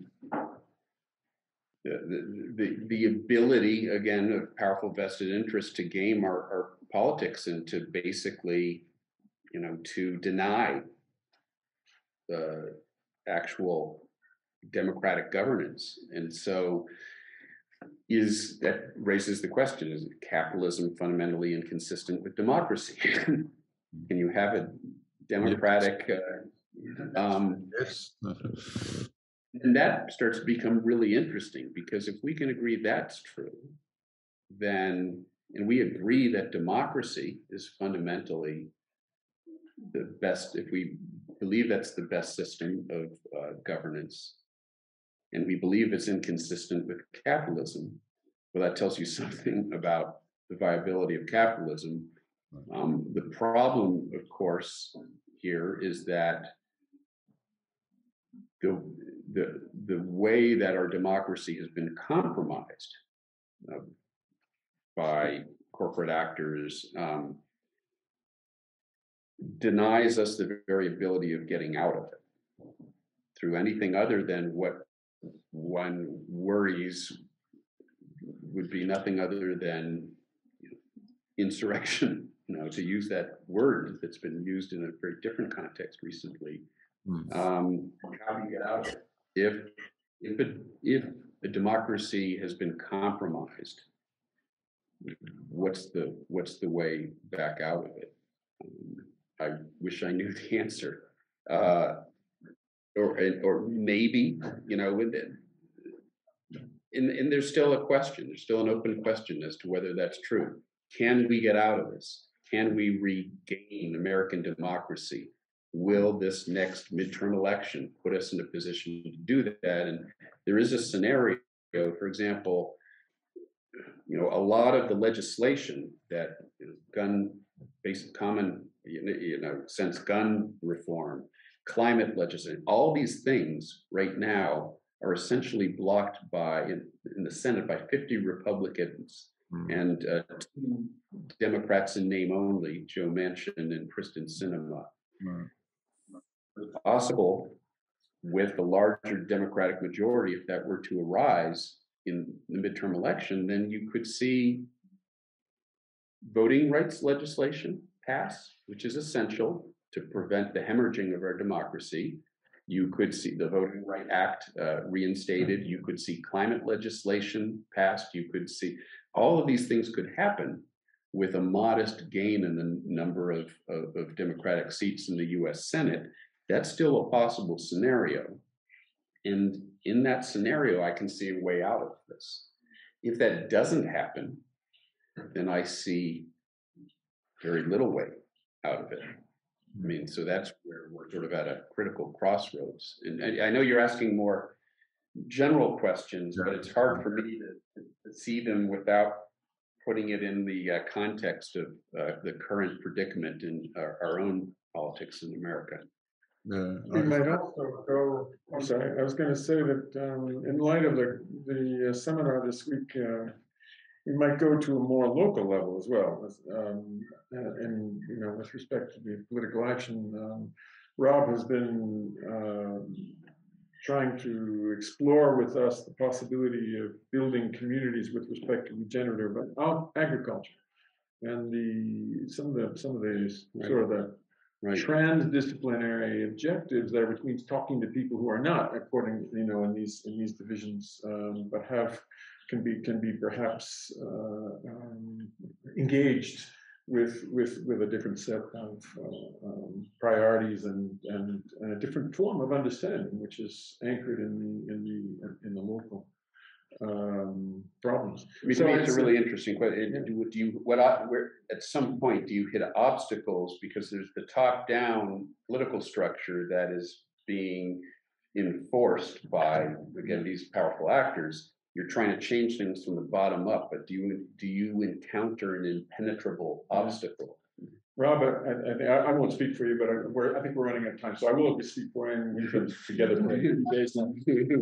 But Robert, I think he came down to a lot of these questions. Said, "Well, I have to admit that on this, I'm a statist. We're going to need the big intervention." But at the same time, I thought his pointing to this local activism was really very salutary, and I found myself with him in many important ways. I think that perhaps this would be a time when we could close this wonderful session. I mean, this could go on a long way. I wish this were a seminar. I wish we had 8 of these, and we could actually get tired of it. I feel almost guilty closing, but we're in past 2 hours at this point. I want to thank, there are a lot of people here. Roger Burgel, who's been working with Documenta, is there, is visiting. It's great to have him with us. Rob, of course, back. I'm identifying some of our EGS faculty. Mikael Schmitz is here. Avital Renel. I'm delighted that they've been able to come. I can't thank you enough, Michael. We have a voice in you. I didn't say this. I was really interested in having a voice from a little bit outside our, you might say, the theoretical circuit, and names that we recognize. Even some of them are very powerful on ecological issues, like Latour or someone like that. But it was, I think it's very important that we speak to scientists and again, people who are in this public sphere in the way you are. I think it's invaluable for us. And as we try to think about what language we need to speak and what questions we need to engage and with whom and so forth. And perhaps we find in you an ally we can go forward with it, and thinking about these things, a friend for the future. So let me invite everyone to thank you for your generosity in joining us today.